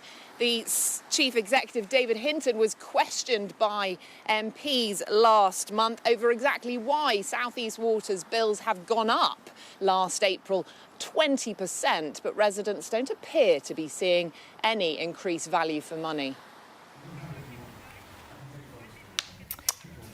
Olivia, thanks so much.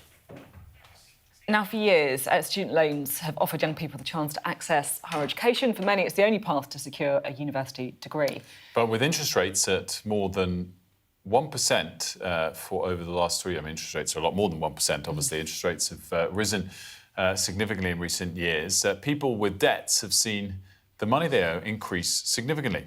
And many students are now saying their loans have gone up at such a rate that they now don't think they can ever pay them off. We wanted to break down some of the details of this. I think the charts really make it very clear. So this chart we've got now shows the difference between annual loan repayments made by students and the amount of interest added to those loans each year. So essentially, this is a kind of snapshot of the progress students are making on paying down their debt each year. The amount that they've paid off in blue and the amount of interest that they've been seen added to their loan balance in red. Well, in the period to 2016-17, we saw these change quite significantly, because in 2012, there was a new repayment plan called Plan 2 that was brought in. This was brought in to coincide with tuition fees going up to £9,000. And Plan 2 said that students had to repay their loan at an interest rate of inflation plus 3%. So these first new repayment plans came in for students in 2016-17. Let's zoom out and see what has happened to this balance since each year, relative to the amount they are paying down, has absolutely soared, trapping students from the period of 2012 to 2023 who are on this special repayment plan in their student loans. Clearly, way more being added to how much they owe than how much they're able to pay off each year. And Sophie, there's a pretty clear reason for this skyrocketing. Of course, inflation jumped, as we all know, in and around the Ukraine war, massively increasing the amount of interest these people had to pay with no cap on it, which many people might argue would be a fairer way of doing it. And I think just adding to the problem of this is these are people who started university 2012, 2013, 14, when interest rates were incredibly low. And so you take on this debt at a period of time when you think that's probably likely to be the foreseeable future, and the interest rates they now pay is an awful lot higher, Sophie. Oh, it's staggering. Honestly, just looking at that chart and the amount the interest has gone on at the end. So those are the kind of numbers, and we can talk a bit now about the human stories behind it. I should say, me and Wilf kind of talking to our team about it, and a lot of young people than us on the team, and we realised what a big deal this is. And to get a bit more of this, we're now joined by recent graduates Isabel Townend and Eloise Burns. Great to have you both with us. I mean, look, we've seen the numbers there, the kind of red lines rocketing up. But Isabel, to you first. Talk a bit about your own experience. So when did you go to uni, what did you study, and how have those payments gone up? So I originally did an undergrad in geography at Bristol in 2019. So that's like throughout the COVID years. I then graduated in 2022, worked for 2 years, and have just finished a master's in environmental politics at UCL. And I checked my student debt, and it was over £67,000. Wow. And currently, I've just got a job, and I'm paying back around £18 a month. But for every month I do that, my rent's going up. My loan's going up by over £2,200 even, sorry. Effectively, the money that you're owing is going up, even though you're making these repayments. That's the kind of bottom line of it. Yeah, I'm never going to pay that off, and it's just, I mean, it's ridiculous, especially when a degree doesn't equate to a secure and steady job anymore. And also the fact that it's just an unfair system that the people who are from wealthy families can pay up front and don't incur these, like, sky-high interest rates. Yeah. And Eloise, have you got a similar experience yourself? Yeah, so I graduated 6 years ago, and when I graduated, I had just shy of £43,000 of debt, and I checked yesterday and I've now got £57,000. I'm paying a few £100s a month towards mine, but I checked last financial year I paid over £4,000 in debt, in interest, so the amount I owe is just going up and up and up. So you're paying hundreds of pounds a month, and your loan is going up? Yeah, it's the only loan in the world, but if you had a loan with the bank and you paid it off, obviously the amount you owe would decrease. And as it currently stands, I'll still be paying this debt by the time I'm in my 50s, which is absolutely insane. Would you have still gone to university if you'd known that you'd have this debt? Would you have done anything different? No, I think I would have explored other avenues. But in my school, certainly, they said, oh, you won't really notice the repayments, you know, it's just the way the system works. There definitely was a push for uni, yeah. I think. Abigail Foster's joined us as well, a finance expert. And Abigail, I mean, it's so unfathomable when you hear the stories and you see the charts. What's at the heart of this? I guess it's that these loans are on floating rates, I guess you'd call it, because they're linked to the rate of inflation, and inflation soared in recent years. Yes, so it's linked to Plan 2 specifically, is the interest is RPI plus 3%. Years ago, the government could say, oh, it's just linked to inflation, so it just grows with the value of money. That's not the case. RPI is an inflation metric, but it's often 1% higher than the inflation metrics we use, which is usually CPI. And then if you add 3% onto that, it's huge. And a few years ago, we saw inflation rates at 11.1 and rising. It has been capped now, so if it goes above 7.25, I think, it gets stopped, that interest rate. But yeah, it's growing at an enormous rate for people to be able to repay. It's a graduate tax or a university tax as opposed to a debt, but it still has interest like a debt. Why is it quite so punishing and quite so unfair? Because I guess a lot of people might have experience of their mortgage, and that might be an interest rate that goes up over time when rates go up, but you don't typically see this massive mismatch and this massive growth in the outstanding amount that's owed in a way that is very understandably kind of a surprise to those people that took out the loan. Yeah, I think it's something that needs immediate reform, because years ago, you know, it was fine. There wasn't as many people going to uni, so it was a way to make sure that people were paying, but the government was still getting some interest back, etc. But actually, going forward, so many people are going to university now and being hit with these interests that they just can't afford, and I think it does need reform. Can I ask? I mean, you might know more about this, Wilf. Are you better off just getting a different loan and not going through the student loan process at all? Not necessarily. So the one thing with the student loan that's different to any other loan is if you fall below the earning threshold, you stop repaying it, which doesn't happen with any other loan. If you take out a credit card loan or any loan whatsoever, if your income drops, the credit card companies don't care. But then I guess do you feel that you're being punished slightly for, you know, working hard and progressing? Yeah, because it feels like the more you earn, the more they take. So it's just really and the unfair. more they take is not actually doing anything to lower the amount you owe. Yes. And if you get... I mean, the other thing we should say that exists with these student loans is if by the age of 50 you haven't paid it off, then it gets forgiven, and which is obviously a key difference to a bank loan, which that would never happen on. And one proposal that does exist is whether, you know, there's lots of ways you could restructure the ways they work, is to bring that forward. So if you did say, not that this is, I'm afraid, being proposed, I think, immediately for you guys, but if the threshold for that moment it's forgiven, if you haven't managed to pay it off, was much sooner, maybe by the age of 35, do you think that would change the balance of whether these things are fair or not? Because then I guess only people that have been very successful after their university degree in the early years would be paying a lot, and you'd hit a certain point and it would be forgiven.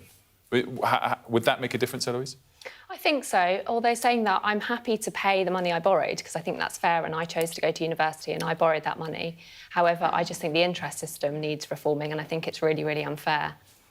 Yeah, I think that the interest being scrapped completely is a key way to make it more fair because, again, the people who could pay this upfront and had wealthy families didn't incur any of this extra money. And also, I think the cost of tuition is just far too high. I think we need to have more government subsidised like Wales and Scotland do and other countries in the EU. It's been such an interesting debate, I have to say, a really important issue, and thanks for sharing your stories. I think a lot of people will genuinely be quite shocked by the balance going up. It's a huge thing. Thank you. Me too. Yeah. Well, Isabel, Eloise, Abigail, thanks so much. As always, good to see you. Coming up, is Nadeem Zahawi's defection to reform a help or a hindrance? We're going to be asking fellow Conservative defector Nadine Dorries.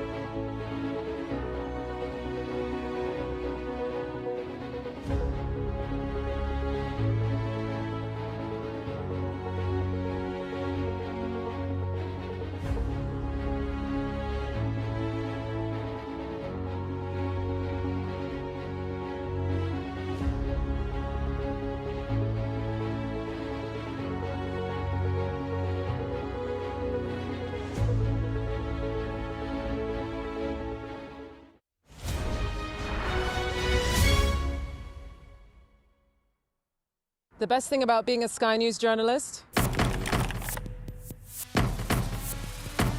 They call him the king of the jungle. being a Sky News journalist? Yusra Al-Baghir has this report. And this is what's left of it. As a woman of colour, how did the Harris campaign speak to you? People risk their lives to speak to us for this report. Mr. Zuma, Sky News. We're trying to see as much as we can. The best thing about being a Sky News journalist? I'm going to take you behind the scenes here for Election Night Live. They have gone up and up. Being a Sky News journalist. Ed Conway, Sky News, is anyone going to talk to us? Mortgage rates did go up very sharply during your time in office. Here it is. First off, just the scale of what we're looking at. Our data shows it's been happening. Question is why it hasn't been stopped. Welcome back. A reminder of the top stories this hour. Donald Trump has announced a 25% tariff on any country doing business with Iran in an apparent response to the rising number of people being killed during a state-backed crackdown on protests there. The White House says military action to protect the demonstrators remains on the table. The BBC is trying to throw out Donald Trump's $10 billion lawsuit. It's over the editing of a Panorama documentary about the Capitol Hill riots in 2021. The BBC says it didn't broadcast the documentary in Florida, where the lawsuit was filed, and so the venue is improper. Sir Keir Starmer's threatened to control X's AI platform, Grok, if the site continues to create sexual deepfakes. The Prime Minister's described Grok and X as disgusting and shameful, and accused Elon Musk of putting abusive users before women and children. Now, look, the tension between the government and X, AI, Grok, over the creation of these sexual deepfakes is appalled people, frankly. And it's also got to the heart about this debate about how tech companies are regulated. For days, we've been hearing about people's stories about how Grok has created on demand undressed or bikini pictures of women and also of girls. Well, the Prime Minister's described Grok and with it X as disgusting and shameful, accusing Elon Musk of putting abusive users first. He's now threatening to control Grok if X keeps creating sexual images. Well, joining us now is the X user, Jess Kane. I'm so happy to have you on the programme, Jess. Thank you so much for being with us. Because honestly, I feel like you did something really quite brave. Thank you. You know, it was probably about a week ago, wasn't it? And you were on X and you decided to try and highlight how dangerous and how, I guess, kind of, I mean, I'm going to, you know, abusive. Indeed. It's some of the uses were. Yes, I previously saw, just before Christmas, it was happening to women. Women were being put into bikinis. But I thought some of these women, they looked quite young, and I actually couldn't tell how old they were. And I thought, well, when you sign up to X, they do know your date of birth, but I didn't know if they were checking the date of birth when they were editing someone's photos in the replies. So I tested it with a photo of myself at 17, which explicitly said I was 17, and it complied. So it put you in a bikini at 17? At 17, and it knew I was 17 as well because I'd explicitly said so in the test. And then I tried again with 4 photos of me at age 14. I said, here I am at year 8. I'm 14 years old here. And it put every single one of those 4 photos of me into a bikini. And then worst of all, and so that was on the 30th of December. And then a few days later, I had seen some graphic imagery of children starting to come on my timeline. I thought, that can't be real, that cannot be real. So I then put a photo of me, aged 3, into Grok, and it obeyed me again. And it was so disgusting to see. I was really shaken when I saw that image, I'll be honest. It was actually unbelievable. Vile. I don't think we're going to show it, but I think we can show the first image you talk about, which is when you explicitly said you were 17 when you spoke to Jacob Rees-Mogg. We've obviously put that it's a deep fake. You also have, covered it, but that's the image you were talking about there. So that's 17.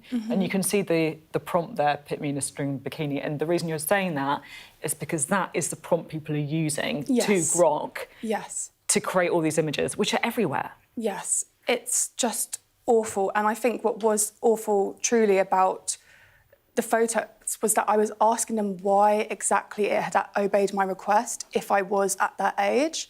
And well, the first time it tried to lie to me and say that it hadn't known I was 17. And I said, no, you did know I was 17. And then I actually tested again. When I did my tests for the 14-year-old, it didn't work on my initial account because I'd actually kicked off such a fuss in the in-X Grok. So I thought, oh, OK, let me swap accounts quickly to see if it will work. And it complied once I swapped accounts. Obviously, as we've been talking about, this has got government attention, and we'll come to that in just a moment. But I think, as you said, most of this unfolded in December. What was the initial response from X, from Grok, when you raised some of these details? And how did that change over the course of the last few weeks as people have focused on it? So I reported it internally to XAI through the Grok app because I said, this is why are you making these images? But I wasn't getting an update on my reports, and I was reporting everyone's sort of photos that I'd seen string bikinified. But I didn't actually get an update on my reports until a couple of days ago, actually. Then when I actually posted that photo of me that kind of went viral, the one of me at 3 years old, this is when I actually started to get a lot of abuse. That was the 3rd of January. And then I think a lot of journalist attention was on it by the 4th.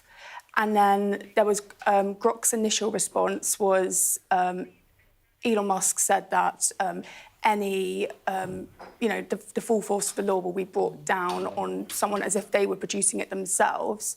But there was no government response really for a few days. And I just think that was quite reactive because their whole mission is to protect women and girls. That's been their whole sort of mandate this whole, Parliament session, right? What should happen? Do you think we should be, banning social media for under 16s? Do you think we should be banning X? Do we think we should be just using Ofcom to... What do you think? So I think banning X is just really silly. I think it does impede our free speech.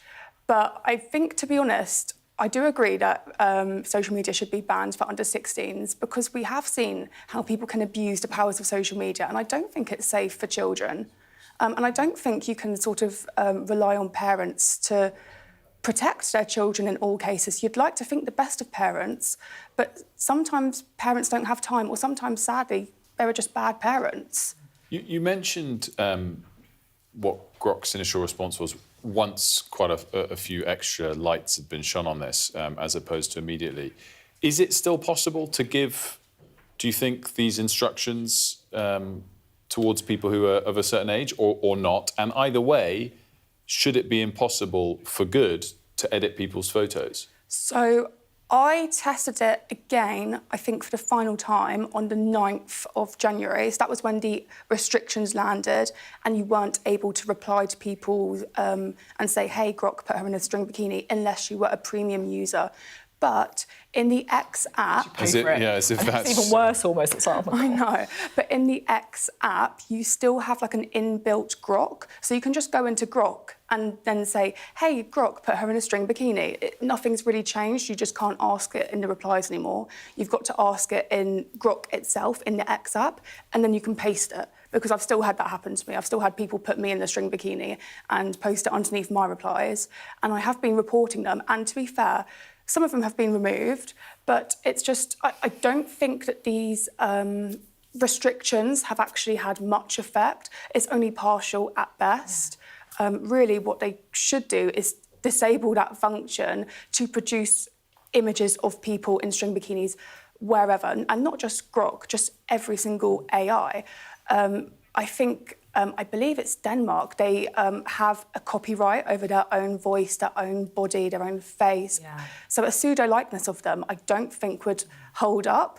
And I think that would be useful for us to maybe apply instead of this whole debate over banning X, which I don't think is the answer. It's a really thoughtful contribution, and I just basically want to say thank you because I honestly think that by posting these images, you've opened yourself up to a whole load of abuse from people that I'm sure the last few weeks has been pretty relentless and pretty awful. But it is investigations like yours and posts like yours that I think are driving change, genuinely, so thank you for that. Thank you very much. Jess, thanks so much for joining us. Thank you. Jess Kane there. We're going to have a quick look at the weather. You're looking happy. Well, the forecast looks good. So you've sorted the travel insurance then? All Clear Travel Insurance sponsors Sky News Weather. We're in a milder but unsettled spell with widespread showers or more prolonged rain. The morning will start mostly mild, although north-east Scotland can expect a patchy frost. Ireland and Northern Ireland look fine, bar the odd shower, but southern England and the Scottish border counties will be wet, while showers will affect western coasts. England and Wales will see outbreaks of rain taking over by midday, while southern and western Scotland will see showers, wintry on the hills. Ireland, Northern Ireland and north-eastern Scotland, meanwhile, look mostly fine. It'll be cooler than yesterday, but less windy. Wales, northern and western England will see rain clearing later. Elsewhere, more places will see little change, but eastern Scotland can expect showers for a time. Northwestern Irish counties will see coastal showers too. All Clear Travel Insurance proudly sponsors Sky News Weather. Coming up after the break, we are going to be talking to the Centre for Policy Studies about house building and specifically whether the Labour can actually meet its targets.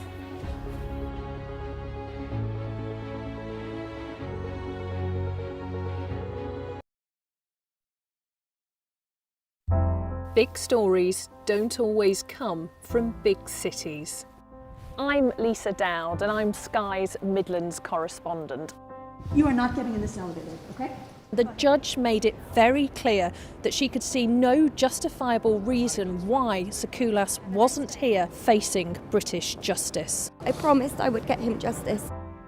Free, wherever you get your news. This is what they're up against. The wind is the really big problem. It is back-breaking work and the smoke is thick.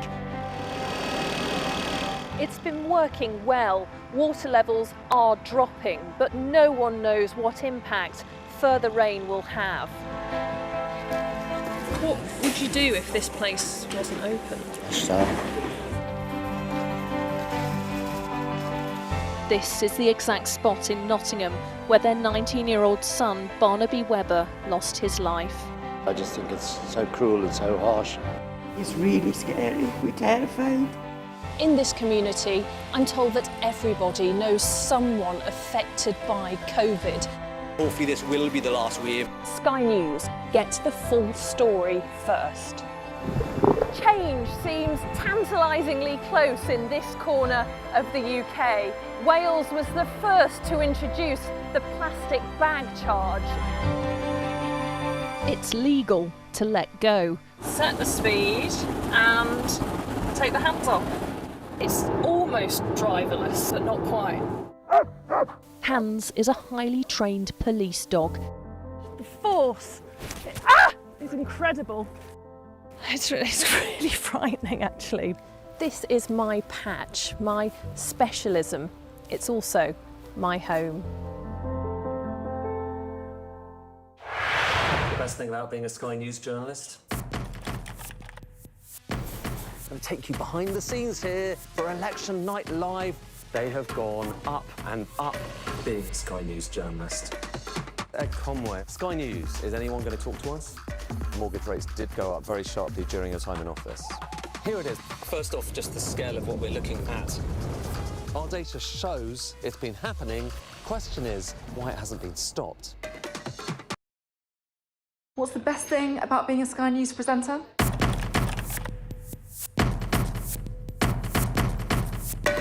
We've done the work and the reading, so you don't have to. Being a Sky News presenter. Hello and welcome. Westminster, the heart of British politics. I'm so sorry about what happened to you. So what on earth is going on? It's not true. Can I tell you what I think? It's really unusual. Mornings with Richard and Frost. Let's crack on. Let's get started. Welcome back. One of Labour's key pledges was to get Britain building again, with an eye-catching 1.5 million new homes promised across their first parliament. But data from the Centre for Policy Studies suggests their ability to follow through on that promise isn't quite as impressive. In the year 2024 to 2025, around 141,000 new homes were completed. Another 115,000 were started over the course of the year, but that's still shy of the 300,000 per year needed to meet that promise. That is, if you delivered them equally across each parliament. There was always expected to be a catch-up towards the end. Anyway, let's talk about all of this with Ben Hopkinson, Head of Housing and Infrastructure at the Centre for Policy Studies. Very good morning to you. Thanks so much for joining us. Good morning. Thank you for having me. So where are they so far on the house building target? Are they? Is it fair to say they're kind of behind? It's definitely fair to say they're behind. So in their first year in office, they built only 140,000 homes. That's less than 50% of their 300,000 homes a year target. Albeit to hit that 1.5 million by the end of the Parliament, presumably it was expected more would come in the later years than the early years, or not? Yes, they did expect there'd be a dip and then an increase. But we only saw 115,000 housing starts. And housing starts are down across every English region. So that doesn't look very good for the kind of next couple of years of completions. Why are they behind? What will we put this down to? Well, there's a kind of combination of reasons. So one, the general economy is kind of slowing down, which means that house prices aren't going up as much, so there's less incentive to build. But there's also a lot of talk, I think, from the Labour government about planning reform. I mean, planning reform itself was said 520 times this year in Parliament, more than any other year. But the actual substance of the planning reforms that they've delivered up until now is quite marginal. So it's not as transformative as the rhetoric makes it out to be. On the topic of rhetoric, in Parliament, Matthew Pennycook, one of the housing ministers, I forget if it was November or early December, but it was before Christmas, sort of announced an update to their planning policies as it comes to house building. And you saw quite a lot of people in the house building sectors welcoming that. What was the change in the rhetoric that we saw there, and when will it take effect? So it's a new national framework for how local plans are done. And the two biggest changes are building around stations, especially those in the Greenbelt, so making it much easier to do that, and building within already developed towns and cities. And it's in draft right now, so out for consultation soon. And the biggest thing is it shouldn't be watered down. So we'll expect it to actually go into effect later on in the spring.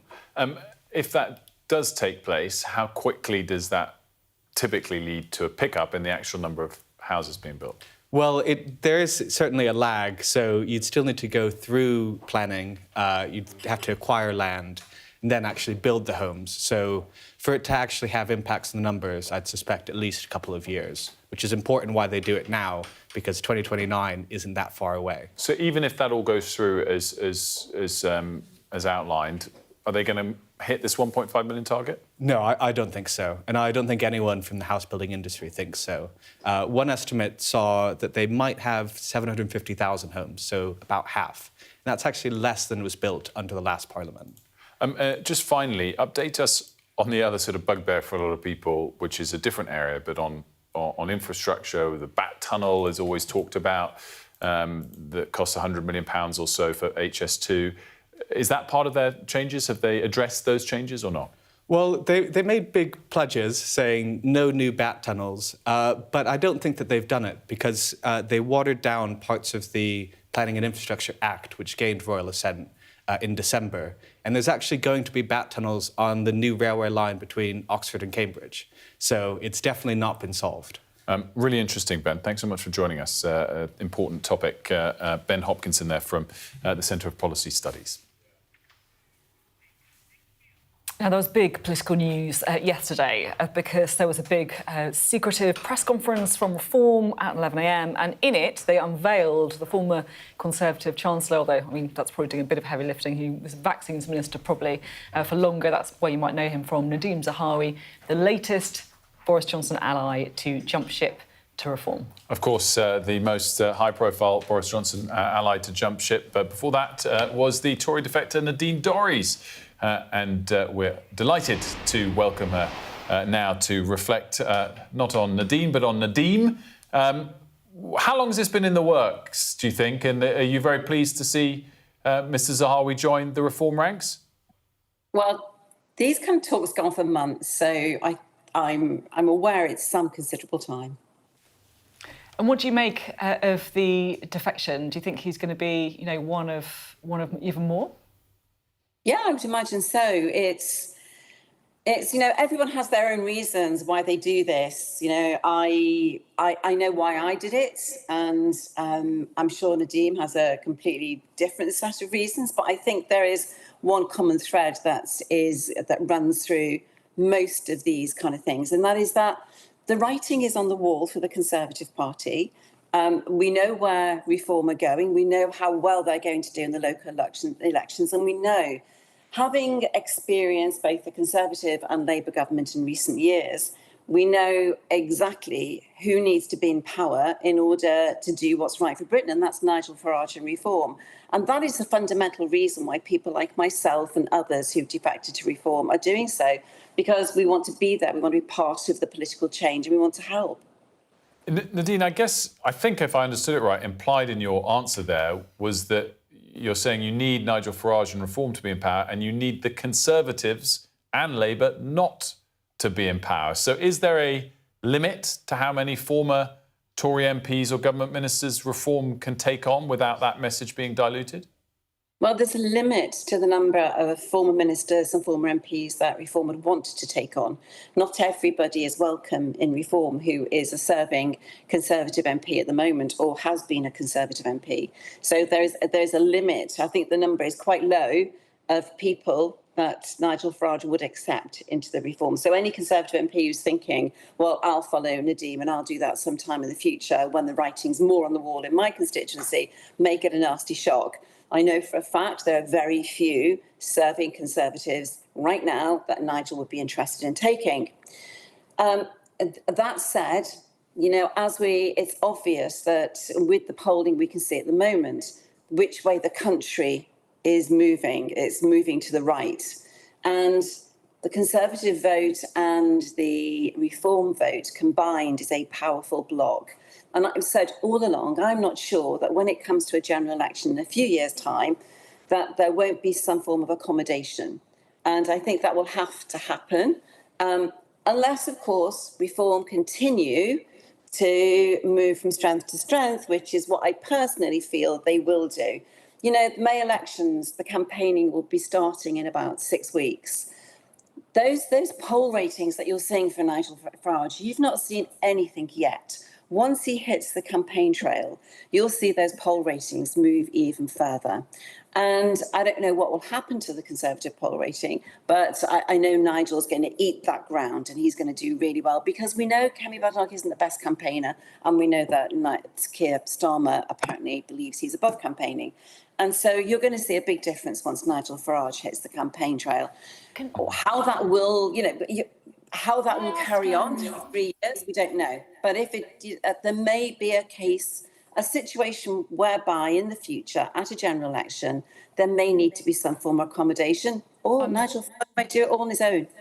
I'm interested on that accommodation, but just on the poll ratings, and before I say this, I totally appreciate and acknowledge the extraordinary position that Reform is now in, leading the polls. It really is quite something. But if you look at the latest YouGov poll, it does look like the Conservatives are stabilising. Reform down to 24%. That's the lowest for Reform since April. Do you think there are signs that Reform has actually hit a ceiling when it comes to polling, and that actually, Kemi Badenoch's doing a bit better, that perhaps it's going to go the other way, that Kemi Badenoch and the Conservative Party might end up doing a bit better than Reform?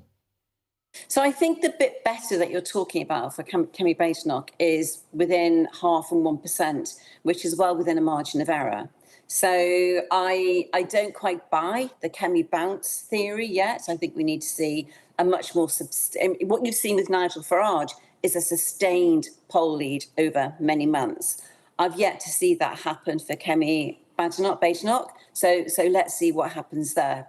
But as I said, once he hits the campaign trail, you've not seen what the poll ratings will be like come May. And that's when I think we'll need to take a different view of this. It's the local elections in May. I think they will be the bedrock of the votes in the future. So let's see what happens in May. I'm not sure that Kemi does have that Kemi bounce that you're talking about. I think let's see a few more polls with that Kemi bounce before we talk about it. Nadine, you mentioned who would or wouldn't be welcome. Would Nigel Farage welcome Boris Johnson, and could he be tempted? I've literally no idea. Well, I just don't know. Would you want to see him? Would you want to see him come across? I just think Boris is doing bigger. I think the answer is no. Would it be my dream ticket to see both men, fighting a general election? Of course it would. Will it happen? I think the chances of that happening are almost zero. But Boris and Nigel, it'll be interesting to see the dynamic between those two, right? But can I just say this? I've pledged my loyalty to Nigel now as the future leader, as the leader of the Reform Party and for the future Prime Minister, and that's where my loyalty stays. Once I pledge my loyalty, I stay, and that's where I am. I will do everything I can to make sure Nigel Farage becomes Prime Minister at the next election. Just quickly, because we haven't got ages, you talked there about some kind of accommodation between Conservatives and Reform. What do you mean? Well, we saw it in 2019 where Reform didn't stand certain seats in stand candidates in certain seats. We saw who knows what an accommodation can look like. I don't think it would be a merging of the two parties. I just don't think Nigel Farage would be up for that. But who knows? I just don't see a day when a general election arrives. And if there isn't some accommodation between Reform and the Conservative Party, we'll end up with another Labour government. I don't think anybody wants that. Nobody wants another Labour government. Well, apart from the Labour Party, they probably like it. Apart from the few people who'll be left voting Labour at that time. But that could be the scenario we're facing. And that's not what I think anybody on the right will want to happen. And so who knows what it will look like. Nadine, thanks so much for joining us. Really great to have you on. You're welcome. Thanks. Really interesting. Yeah, it's very interesting to see that. Perhaps if there could be some kind of alliance, some kind of accommodation between Reform and the Conservatives. I thought she articulated that argument of, well, can you keep taking Conservatives and still pretend or still say that you're very different? And it's a hard argument to land, but it was quite a good attempt. I'll be interested to see. I want to know the list of the people who got rejected. That's what we really want to find out. Maybe Boris got rejected. Unlikely. Coming up, we'll be talking more about the international situation. Stay with us.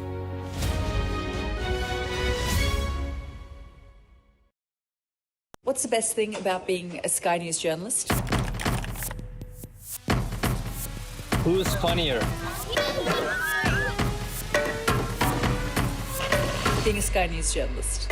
A special edition of The World with me, Yalda Hakim. Pakistan has the right to respond. You're like, what? Historic day here today.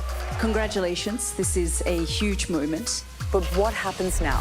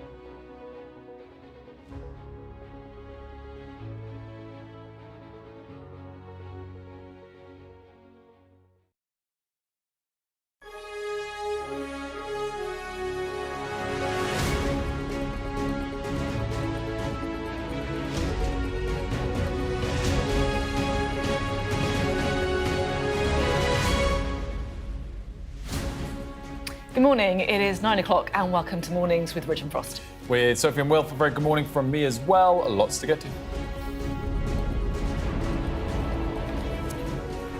Donald Trump's announced a new tariff on any country doing business with Iran as the regime escalates its deadly crackdown on protesters. The BBC prepares to challenge President Trump's $10 billion defamation lawsuit over the edit of a Panorama programme. Control X, or we will. The Prime Minister issues a fresh warning to Elon Musk over his AI chatbot. Also ahead, tens of thousands of people across southeast England are waking up to another day without water with no idea when it's coming back on. We'll have live updates from Tunbridge Wells. Plus, following its sellout success at the Edinburgh Fringe, we're going to be talking to Jade Franks, who hopes her solo show is going to encourage more working-class voices to take on comedy.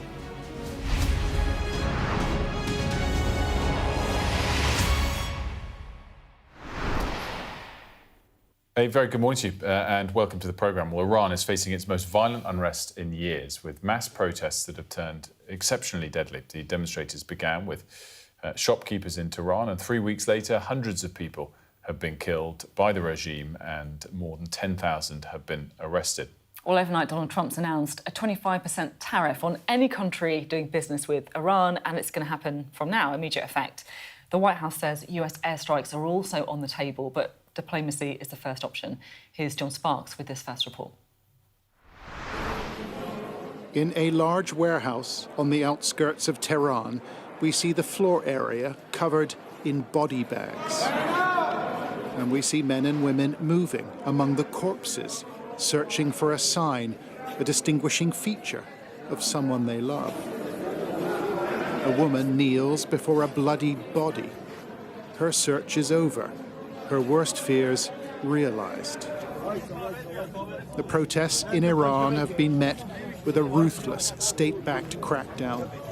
Outside the warehouse, body bags are unloaded from pickups and larger trucks, in scenes likely repeated nationwide.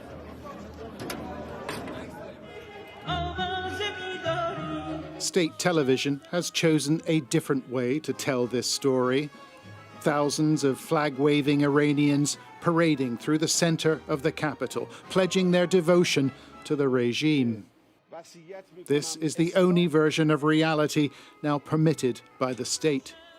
All other forms of communication, phones, internet, Starlink receivers, have been cut. But the state cannot conceal everything. This is Amir Ali Hadari, a teenager from the city of Kermanshah. He was shot and beaten to death. His cousin, Diaku, lives in Cardiff. I didn't sleep last night. Me and my wife, we are crying all the night. That's all we can do. Last Thursday, demonstrations swept through the city, and we see plainclothes policemen open fire in the street.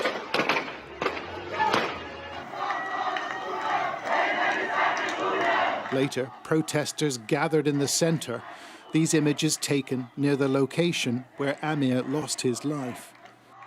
He was shot in the heart, and as he was taking his last breath, they hit him in the head with the butt of a gun so many times that his brain was scattered on the ground.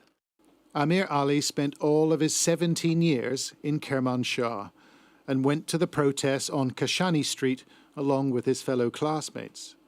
His family say the authorities used city buses to transport the bodies from this protest to Talakani Hospital. That's where the boy's remains were later recovered. When they collected the body, Amir Ali's uncle said there were so many corpses, around 500, at the hospital. He had to identify his body amongst them. But the Iranian foreign minister seems unconcerned. For him, the protesters are doing the bidding of the United States. What's the goal, he said? The goal is to increase the number of dead at the protests so Donald Trump will come here and intervene. The regime projects an air of normality, where everything is under control. But Iran is in mourning. The wounds are all around. with leaders who'll do anything to stay in power. John Sparks, Sky News. Bring in now our Asia correspondent, Helen Smith, because, of course, one of the latest developments has been the threat of tariffs from President Trump, 25% tariff on those trading partners of Iran that continue to do business with them. Of course, China, perhaps the biggest trading partner, is the biggest trading partner with Iran. Helen, how's that threat gone down? Of course, there's a lot of tariffs on China from the US already. And what trade exactly does China do with Iran? Well, it's a little bit difficult to say how it's gone down so far, Wilf, because China's doing the thing that it often does when it's just trying to figure out the details, which is to put out a very, very brief and pretty bland statement. So in a daily press conference today, a spokeswoman for the Ministry for Foreign Affairs, Mao Ning, essentially said just this: there is no winners in a trade war, and China will move to safeguards its rights and its interests. And I think what's going on behind the scenes, to be honest, is China rushing to try and figure out exactly what this tariff might look like, who exactly it applies to, and crucially, whether it could have some sort of exemption because of this big trade truce that currently exists between the US and China. Look, theoretically, of course, China would be absolutely first in line for this tax. It is Iran's biggest trading partner. It's one of a relatively select list of countries that will still do business with Iran. Experts say it buys perhaps 80%, perhaps as much as 90% of Iran's shipped oil. We don't know the exact figures because China doesn't publish them. And it has other interests in Iran. It has investments there. It has Chinese companies that have invested in infrastructure and construction and so on. So look, theoretically, it should be targeted. But the context here, the context is the geopolitical relationship between China and the United States. Remember, for the vast majority of last year, there was this very, very damaging tit-for-tat trade war between the two that at its height meant China was facing tariffs of 145%. But that was essentially paused in November when Donald Trump and President Xi Jinping met in South Korea, and they agreed this sort of wide-reaching truce that essentially brought tariffs on China down to around 47%. Still pretty high, but 47%. Crucially, in exchange for that, Donald Trump got a lot of things that he really wanted that were really important to him. Things like the upping of purchase of soybeans, the de-blacklisting of certain US companies, and crucially, a loosening of some of those crucial rare earth minerals that are so important to America. So there's big question marks about whether Donald Trump wants to get rid of that type of deal. If China were to be slapped with another 25% tariff, be in absolutely no doubt it would retaliate. It would almost certainly take away some of those measures that Trump's team saw as pretty hard won. And you add into the mix the fact that Trump has said he might come to Beijing in April, the fact that he's intimated quite clearly that stability in this geopolitical relationship is desirable right now. I think it's reasonably, but possible at least, that there will be some sort of carve-out. Worth saying there's also precedent for that sort of thing.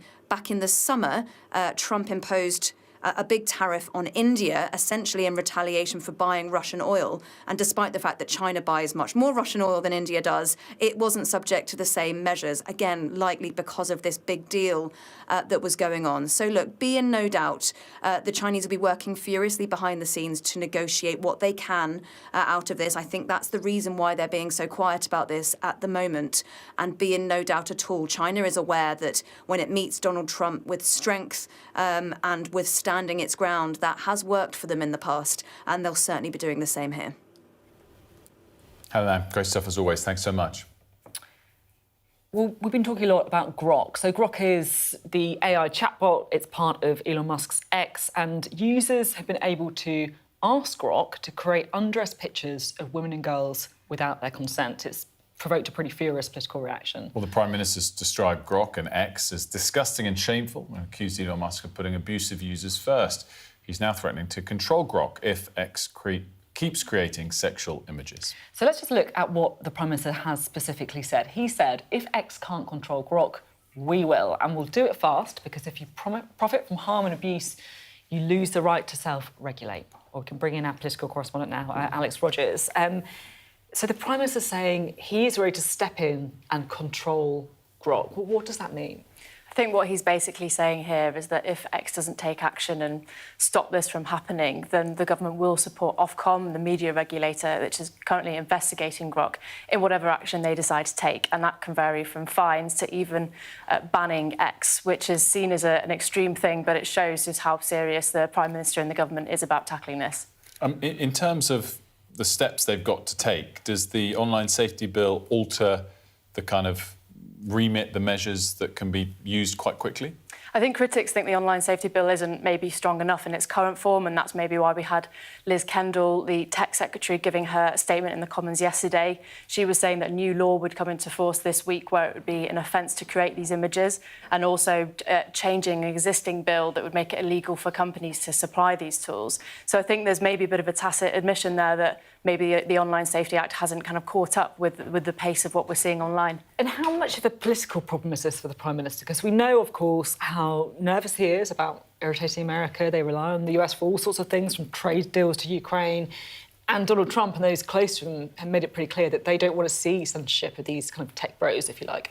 I mean, if we thought the Prime Minister was having some difficulty figuring out how to respond to America in terms of what's happening globally, this really is a row on his own turf, on home turf, that he didn't want to have, but he's clearly prepared to have. This is about values. The government has spoken quite strongly about tackling violence against women and girls. And, yeah, free speech is important, but I think the Prime Minister and the rest of the government think that there are limits on that. Yeah, and it's not really free speech, I guess, as well, right? To kind of exactly. Put this woman in a bikini. A lot of women are saying, you know, where's my right to free speech when I'm disagreeing with a man online and they decide to put me in a bikini to shut me up? So, yeah. Exactly, it's about silencing, isn't it? Alex, thank you very much. I do think he has a bit of wiggle room there, the Prime Minister, with the President. I mean, I think this is a sub kind of point within the tech bro, debate. It's not saying that, we're going to limit free speech per se or put extra taxes, as was previously the case, on US tech companies. And in that sense, he's got a bit of wiggle room. In the same way that we were saying, by the way, with the Australia social media ban under 16s,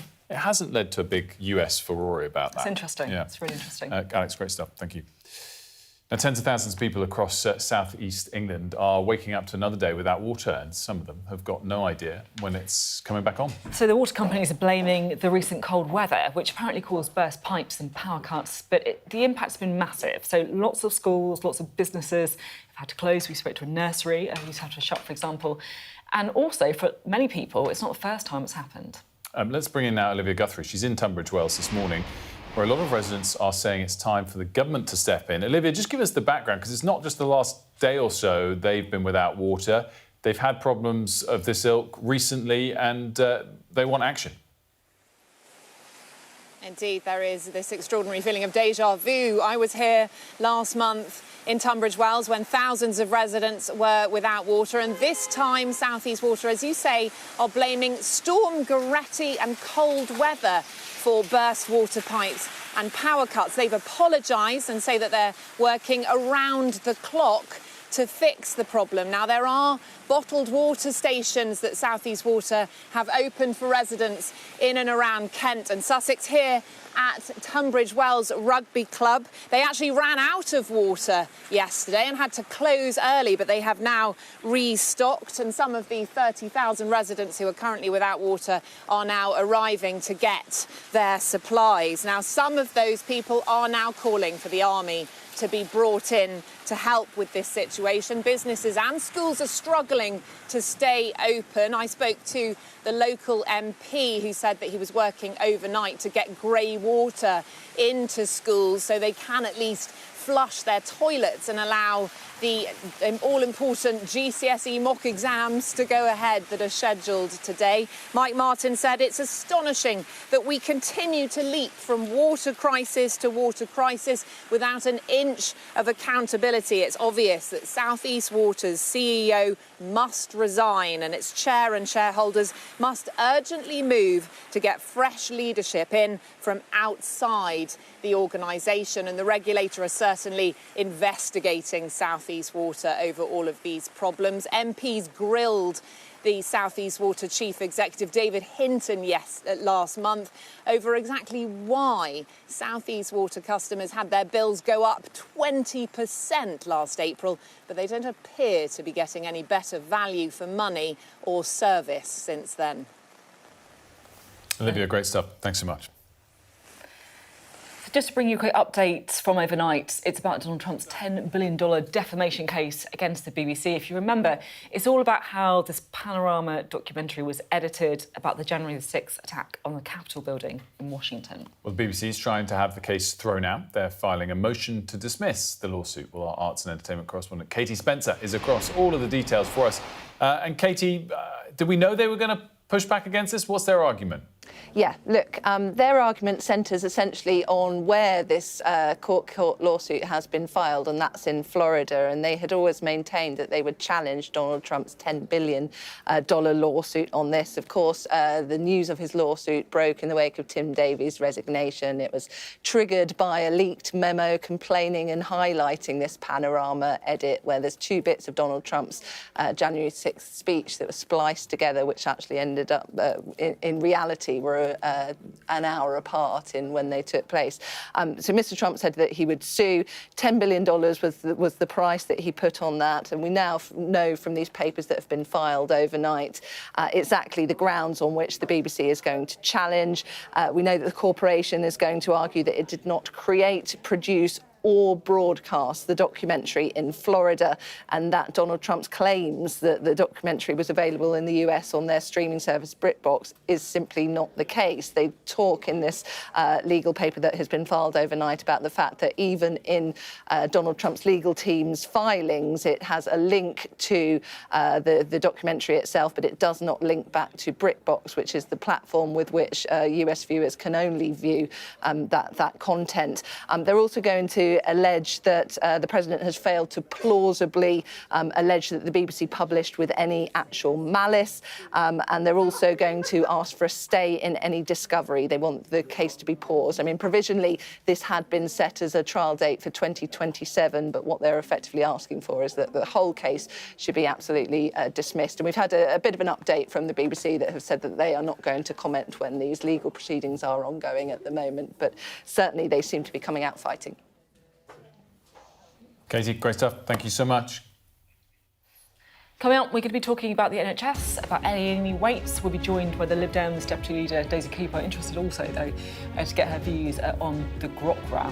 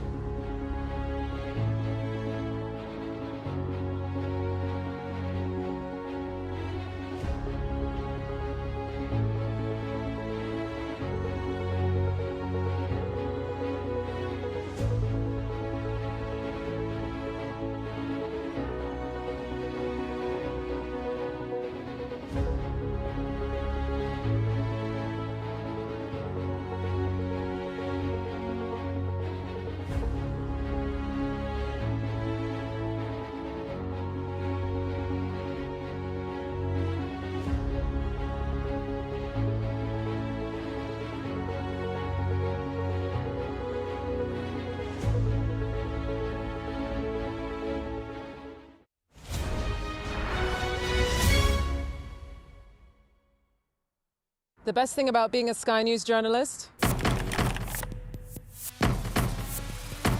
They call him the king of the jungle. Being a Sky News journalist. Yusra Al-Baghir has this report. And this is what's left of it. As a woman of colour, how did the Harris campaign speak to you?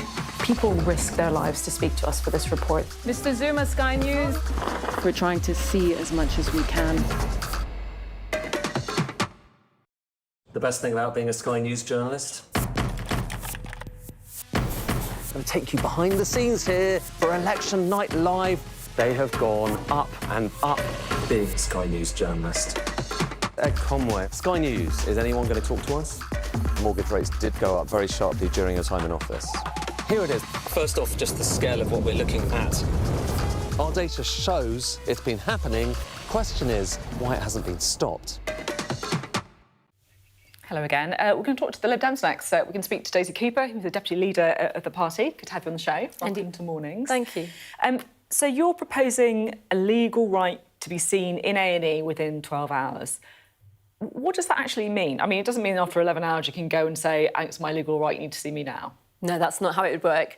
So we have an NHS constitution, and the NHS constitution includes a number of sort of legal rights, and it wouldn't be available for individuals to sue a doctor or a hospital trust. It would be about the British people being able to take the government to court through a judicial review mechanism to say, you're not delivering on this legal right, what is your plan to do that? And there have been cases in the past where on other issues, for example, achieving clean air targets, where groups have taken the government to court and forced them to produce a plan. But that's only part of what we're suggesting today. The really big part is that we want to have an investment of £1.5 billion to bring to an end this absolute scandal of thousands of people being stuck in hospital care and in corridor care for more than 12 hours. It is a real scandal. It has got to come to an end. So I guess a legal guarantee, it kind of means what someone can take a legal process that could take years and they have a plan. I mean, it feels a little bit woolly, doesn't it, really? I guess what you're saying is actually it's the investment that is more important here. Where's the money going to come from? Well, as I say, it'd be £1.5 billion, and we would get that by reversing the £3 billion Trump tax, as we're calling it, the money that Keir Starmer, the Prime Minister, has decided to put into the pockets of US pharmaceutical companies without any parliamentary scrutiny or public debate, and it means the taxpayers can be paying more for the drugs that we get in the NHS. We think if we can reverse that, we can spend half of that on this particular issue. And it's so important that we do, because a decade ago, there were only 29 people in November 2015 who had to wait more than 12 hours as a trolley wait in A&E. And last November, it was 45,000 people. These numbers are staggering, and Ed Davey is so keen to put a spotlight on this, to expose the scandal. Does that mean there's some drugs that we won't be able to get there if we're not paying the US pharmaceutical companies?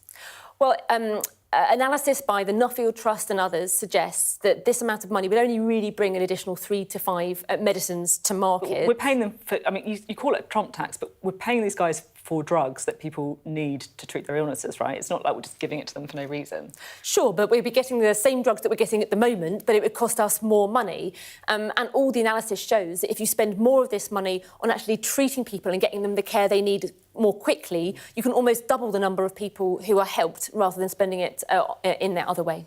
Can I ask you about social media? Because it feels like we've been talking an awful lot about Grok, which has come under the spotlight for these appalling instances of women and girls being undressed, about addiction, all kinds of things. Do the Lib Dems support a ban on social media for under-16s? So we think that something definitely has to be done. We are proposing a more nuanced approach, which would be a sort of harms-based approach. So things like public health warnings, saying a cap on the amount of time that you can be doom scrolling. So we'd prefer a more nuanced approach. But if the only option sort of on the table was this kind of ban, then certainly we'd consider it. I guess that, the reason that I'm asking is because the public support is quite overwhelming. We covered it on the programme yesterday, and I was really struck by the volume of people emailing in to say that they want it to happen. And then I looked at the polling, and More in Common polling, for example, 75% support and 11% oppose. Yeah. Why are you resistant to an all-out ban? Well, look, I know full well that children themselves, young people and parents are all crying out for help, and they do want Parliament to act. I think there's a question about how a ban would be implemented. So, for example, the Conservatives are suggesting that they're going to try and force a vote on a ban, but the way they've drafted their amendment means that you probably wouldn't even be allowed to have children on family WhatsApp groups. So there are technical difficulties to this, and that's why we think there is a more nuanced approach. So we're not ruling it out. If that was the only option on the table, we would consider it very seriously. But I think regulation is a complicated area, and we think that a harms-based approach would achieve the same ends and the same goals, but without having the unintended consequences. And then finally, can I just ask you about X? Because we've seen these stories about the kind of Grok bikinis and even, images of children being put in bikinis. It's really quite alarming. Are you still happy to be on X? Is it something that you've considered? I have considered it, I'll be honest, I have considered it. And this is a tricky issue. We as a party have called for the National Crime Agency to investigate X and the use of Grok in this way. We've called for an immediate suspension of X as well, pending this investigation. But there is a kind of issue here, which is that we know it's a bit of an echo chamber. And if people leave, those of us who have different views, people like me who use X to actually criticise Elon Musk, to call out the use of Grok and the horrendous things that it's doing, then it becomes even more of an echo chamber than it is at the moment. So we'll always keep our position under review. I'll keep my own personal position under review. But I think what you can see is that we as a party are taking a very strong stand against Elon Musk and the use of Grok. And Ed Davey himself has been very principled on that issue. And that's one of the reasons why he keeps polling as one of the most popular party leaders in the country. Well done. You squeezed it in at the end of the interview. That's why they pay you the big bucks, Daisy. Thank you. Thanks very much. Good to have you on the programme. Thank you. Coming up, we are going to be talking to Sir William Patey. He's a former UK ambassador to the Middle East. Always a very interesting perspective about things happening in the region. We're going to be talking to him about Iran.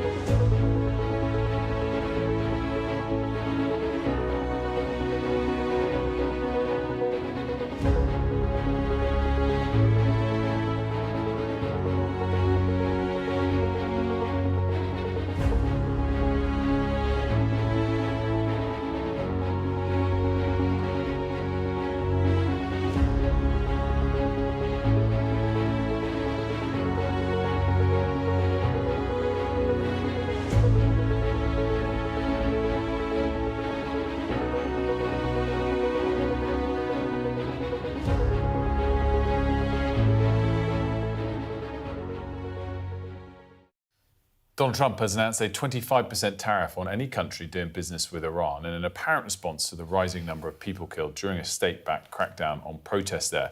The White House says military action to protect, I've done that every hour, to protect the demonstrators remains on the table.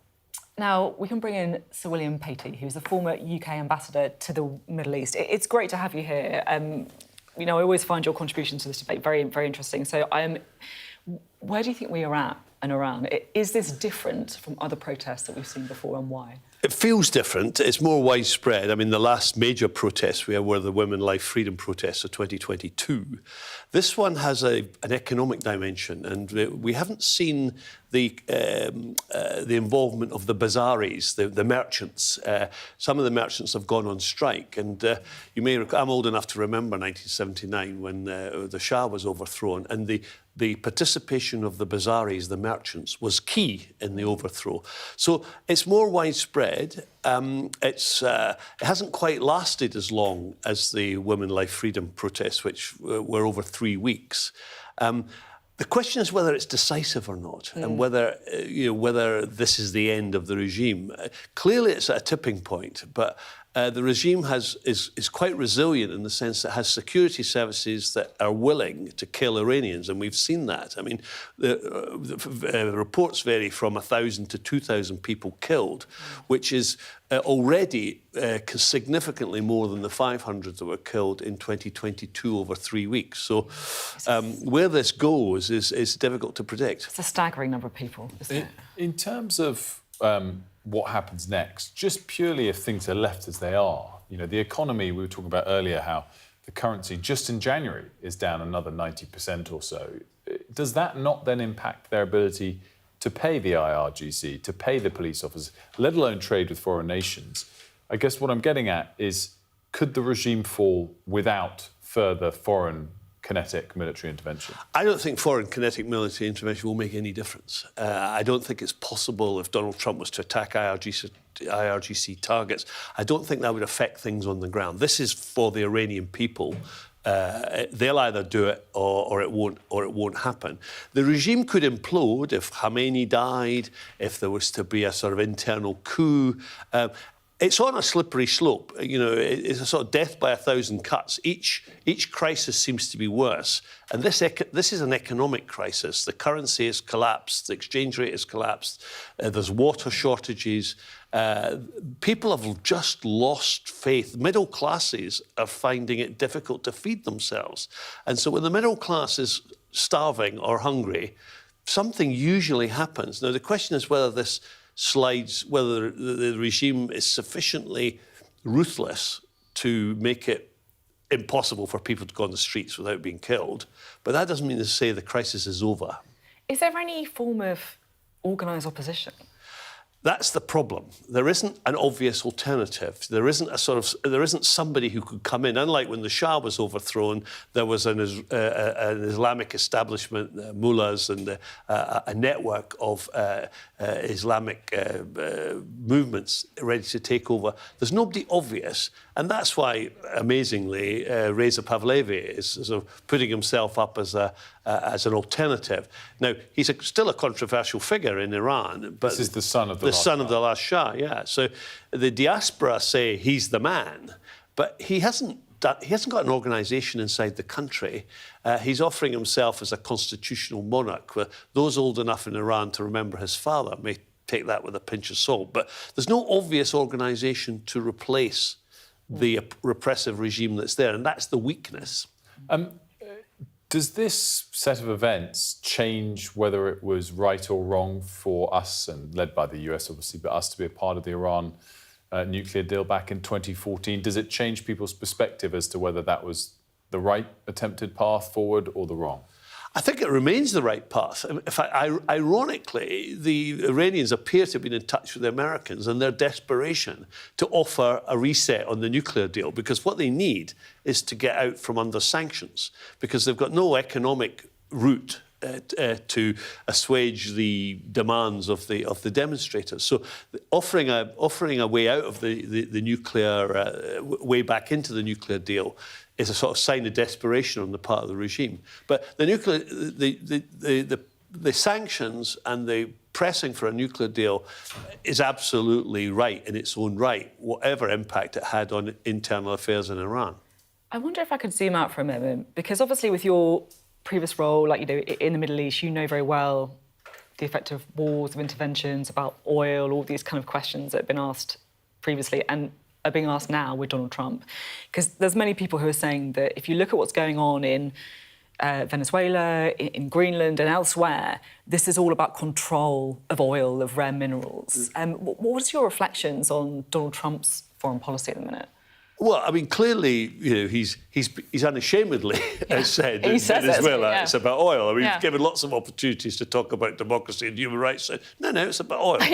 Absolutely, unusual. Absolutely clear on that. And of course, everyone thinks the American policy is all about oil. And clearly, American strategic interests in the 70s and 80s and 90s was about oil. Yeah. I don't think it's quite so much about oil now, because oil is a globally traded commodity. Iranian oil goes to China. The US takes no Iranian oil. So I don't think it's about oil. It's certainly about controlling what happens in the Middle East. Iran is seen as a threat to Israel. America's a staunch backer of Israel. And indeed, Iran is a threat to America's other partners in the region, Saudi Arabia and the UAE, Qatar. So it's that kind of regional security threat that Iran currently poses under an Islamic regime that is the driving force, I think. What's your view on the sort of be careful what you wish for approach? I mean, clearly, as you said, this is being led by the Iranian people and it's their interest that matters most of all. But what is the risks with further involvement from the US or not of a repeat of Iraq, where everyone at the moment says regime change would be great, but after the fact you kind of wonder if it was worth it? I mean, is it different with Iran? Is it impossible to have a worse regime than there currently is? Well, it's different with Iran in the sense that with Iraq, we broke it, so we had to fix it. So we were kind of directly responsible for what happened in Iraq after the invasion. In Iran, we won't be directly responsible. It'll be the Iranian people's choice.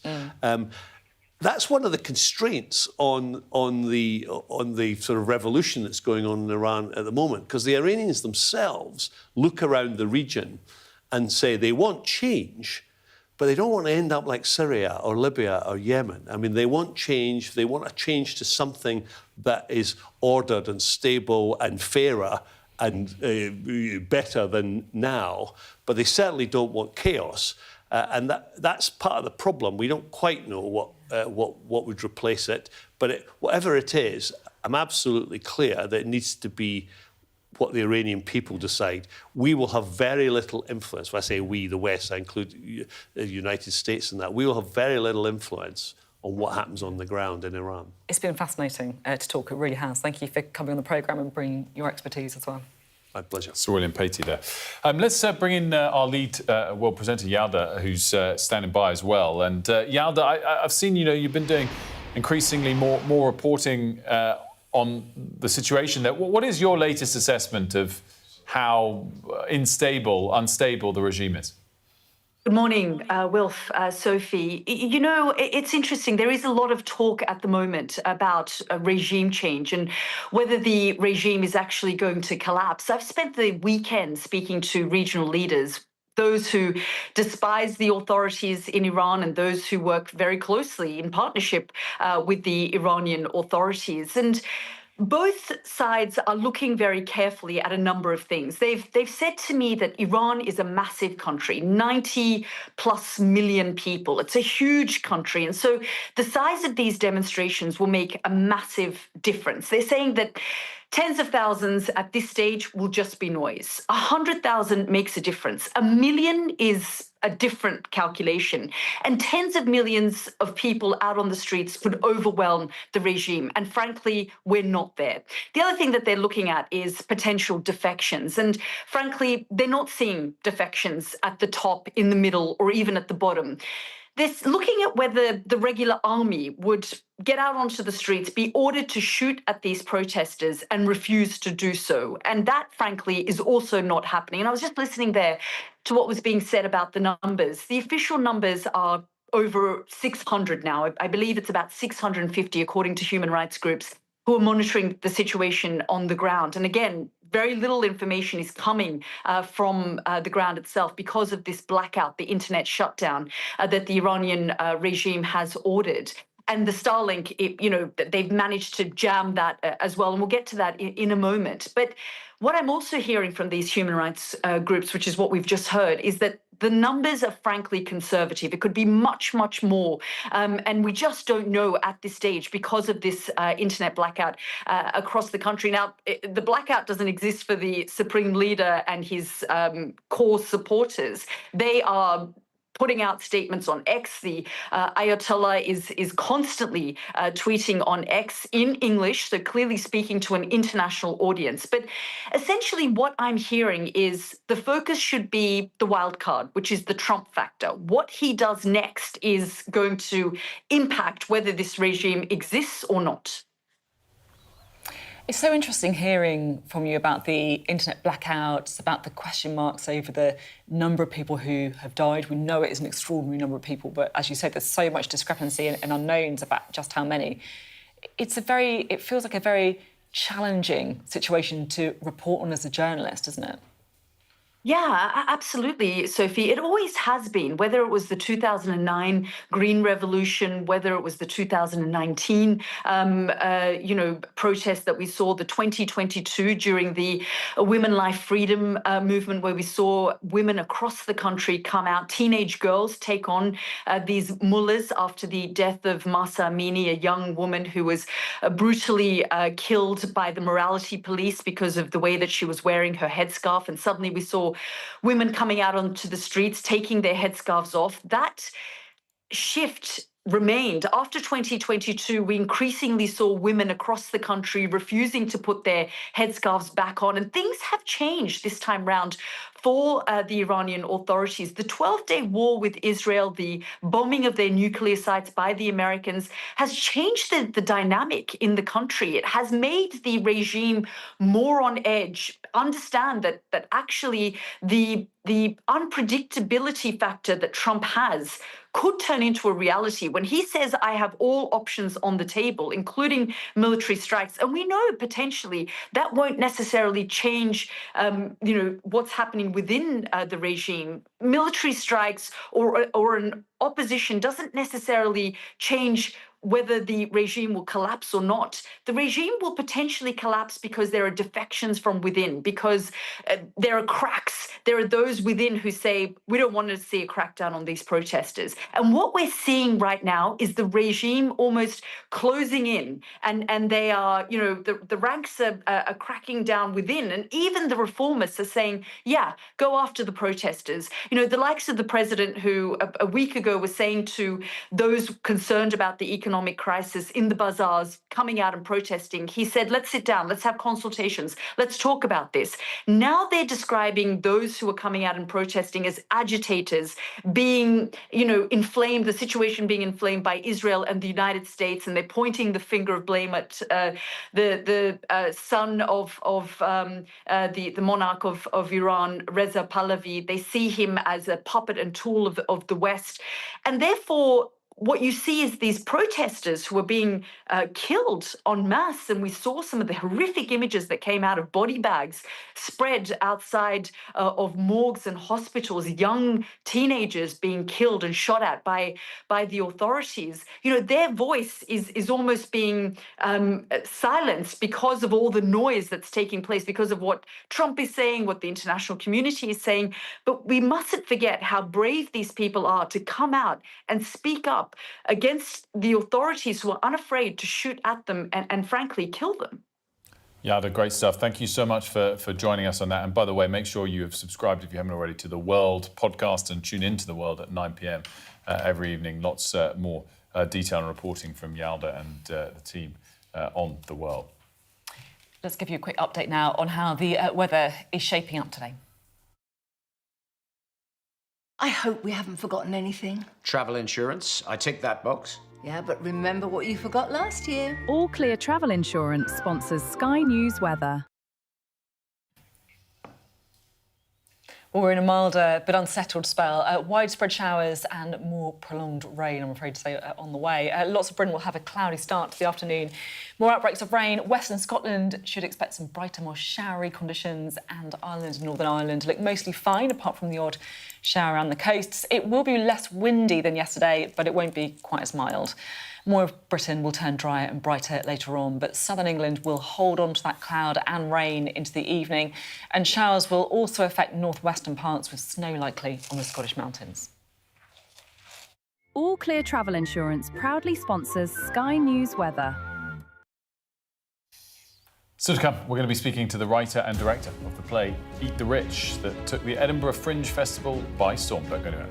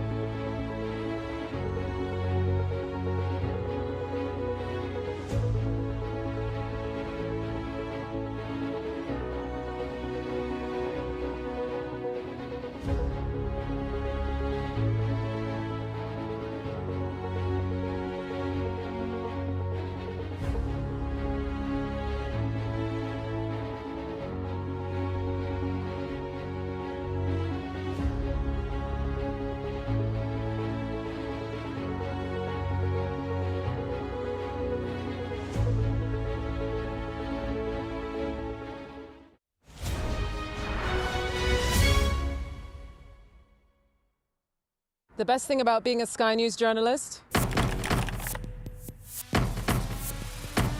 They call him the king of the jungle. Being a Sky News journalist. Yusra Al-Baghir has this report. And this is what's left of it.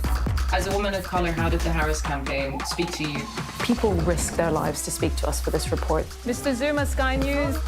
We're trying to see as much as we can.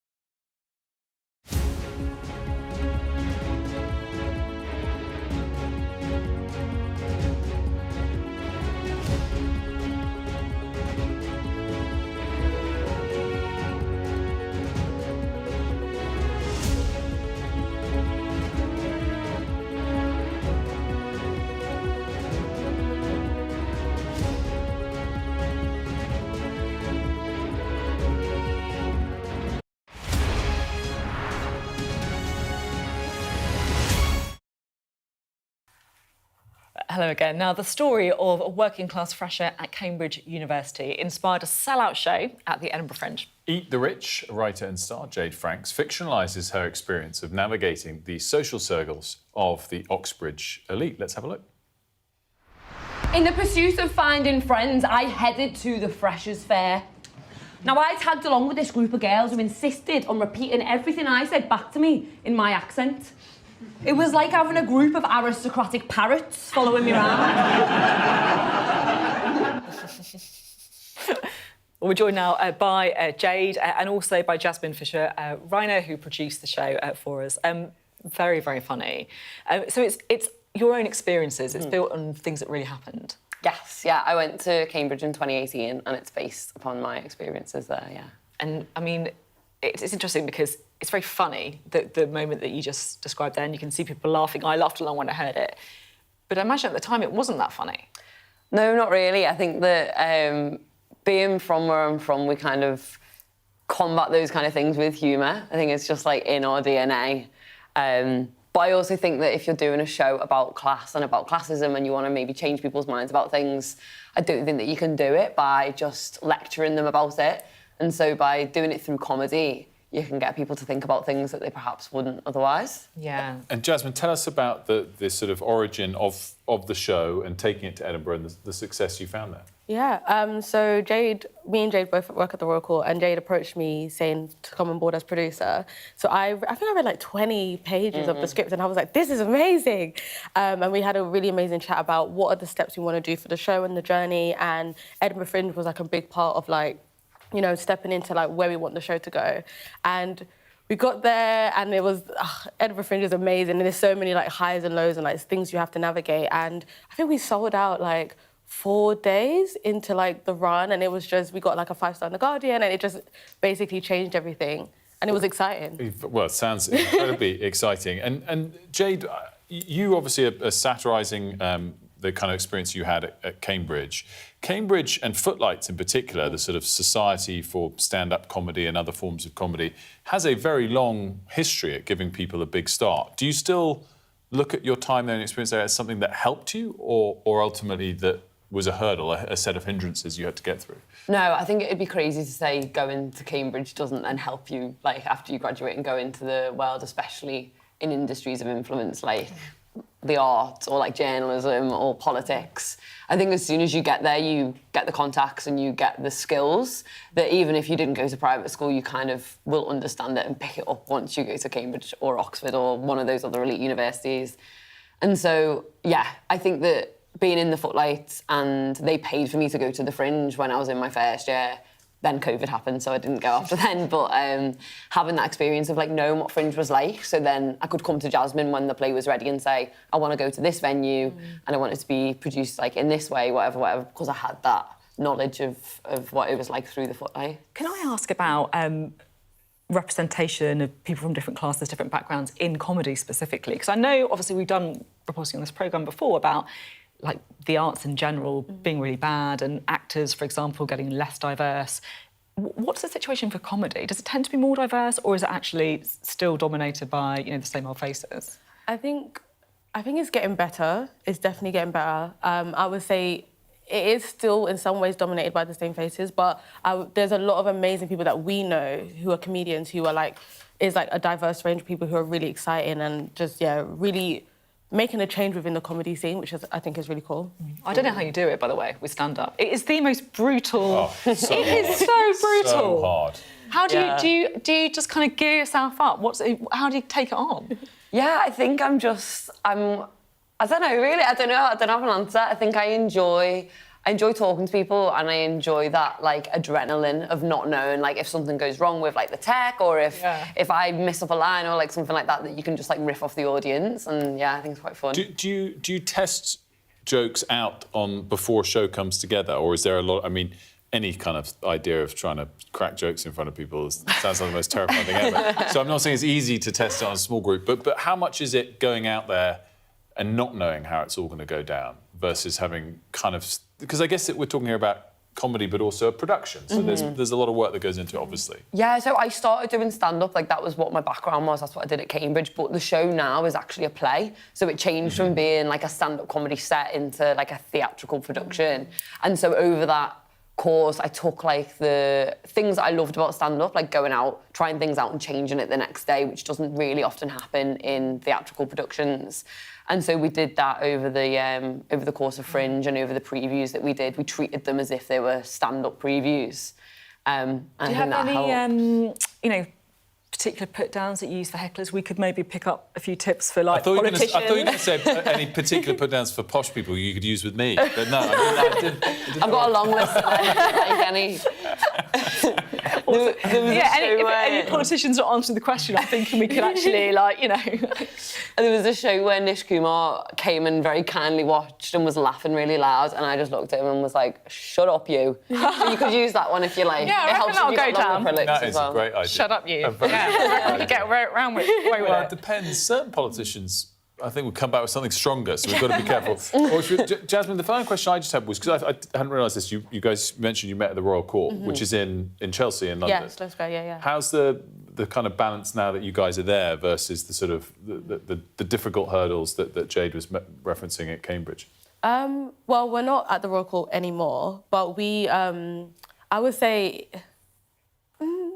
it's a weird one to navigate because, the Royal Court is a really beautiful place and, it's really felt like a family when we were working there. And I think once you then, I guess within Cambridge, Jade was kind of navigating her feet and, trying to understand, where she sits as, being working class against, the quite posh and elite, those within the university. But I would say, yeah, the Royal Court is really special, but what we have now, being part of JFR Productions, the company that I own, and Jade asking the company to come on board, I think we definitely navigate as a family, and we definitely navigate of going, okay, what is it that you need? What is it that you need to do to progress? How can we best support you? What is it the show needs to do? And Jade's really clear and really amazing, being this is what I need for the production, and this is what I need to feel best supported. Great to have you both on. Thank you so much. Thank you. Jade, thank you very much. Congrats on the success of it all.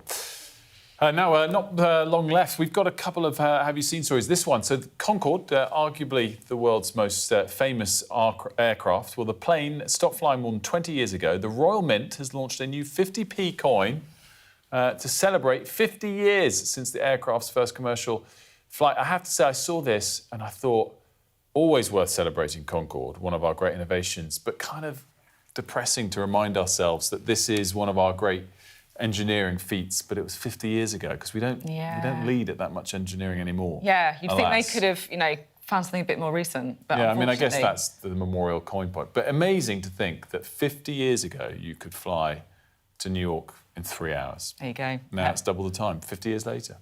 It's like HS2 all over again. It is. Well, you get to New York as quickly as you can get to Manchester.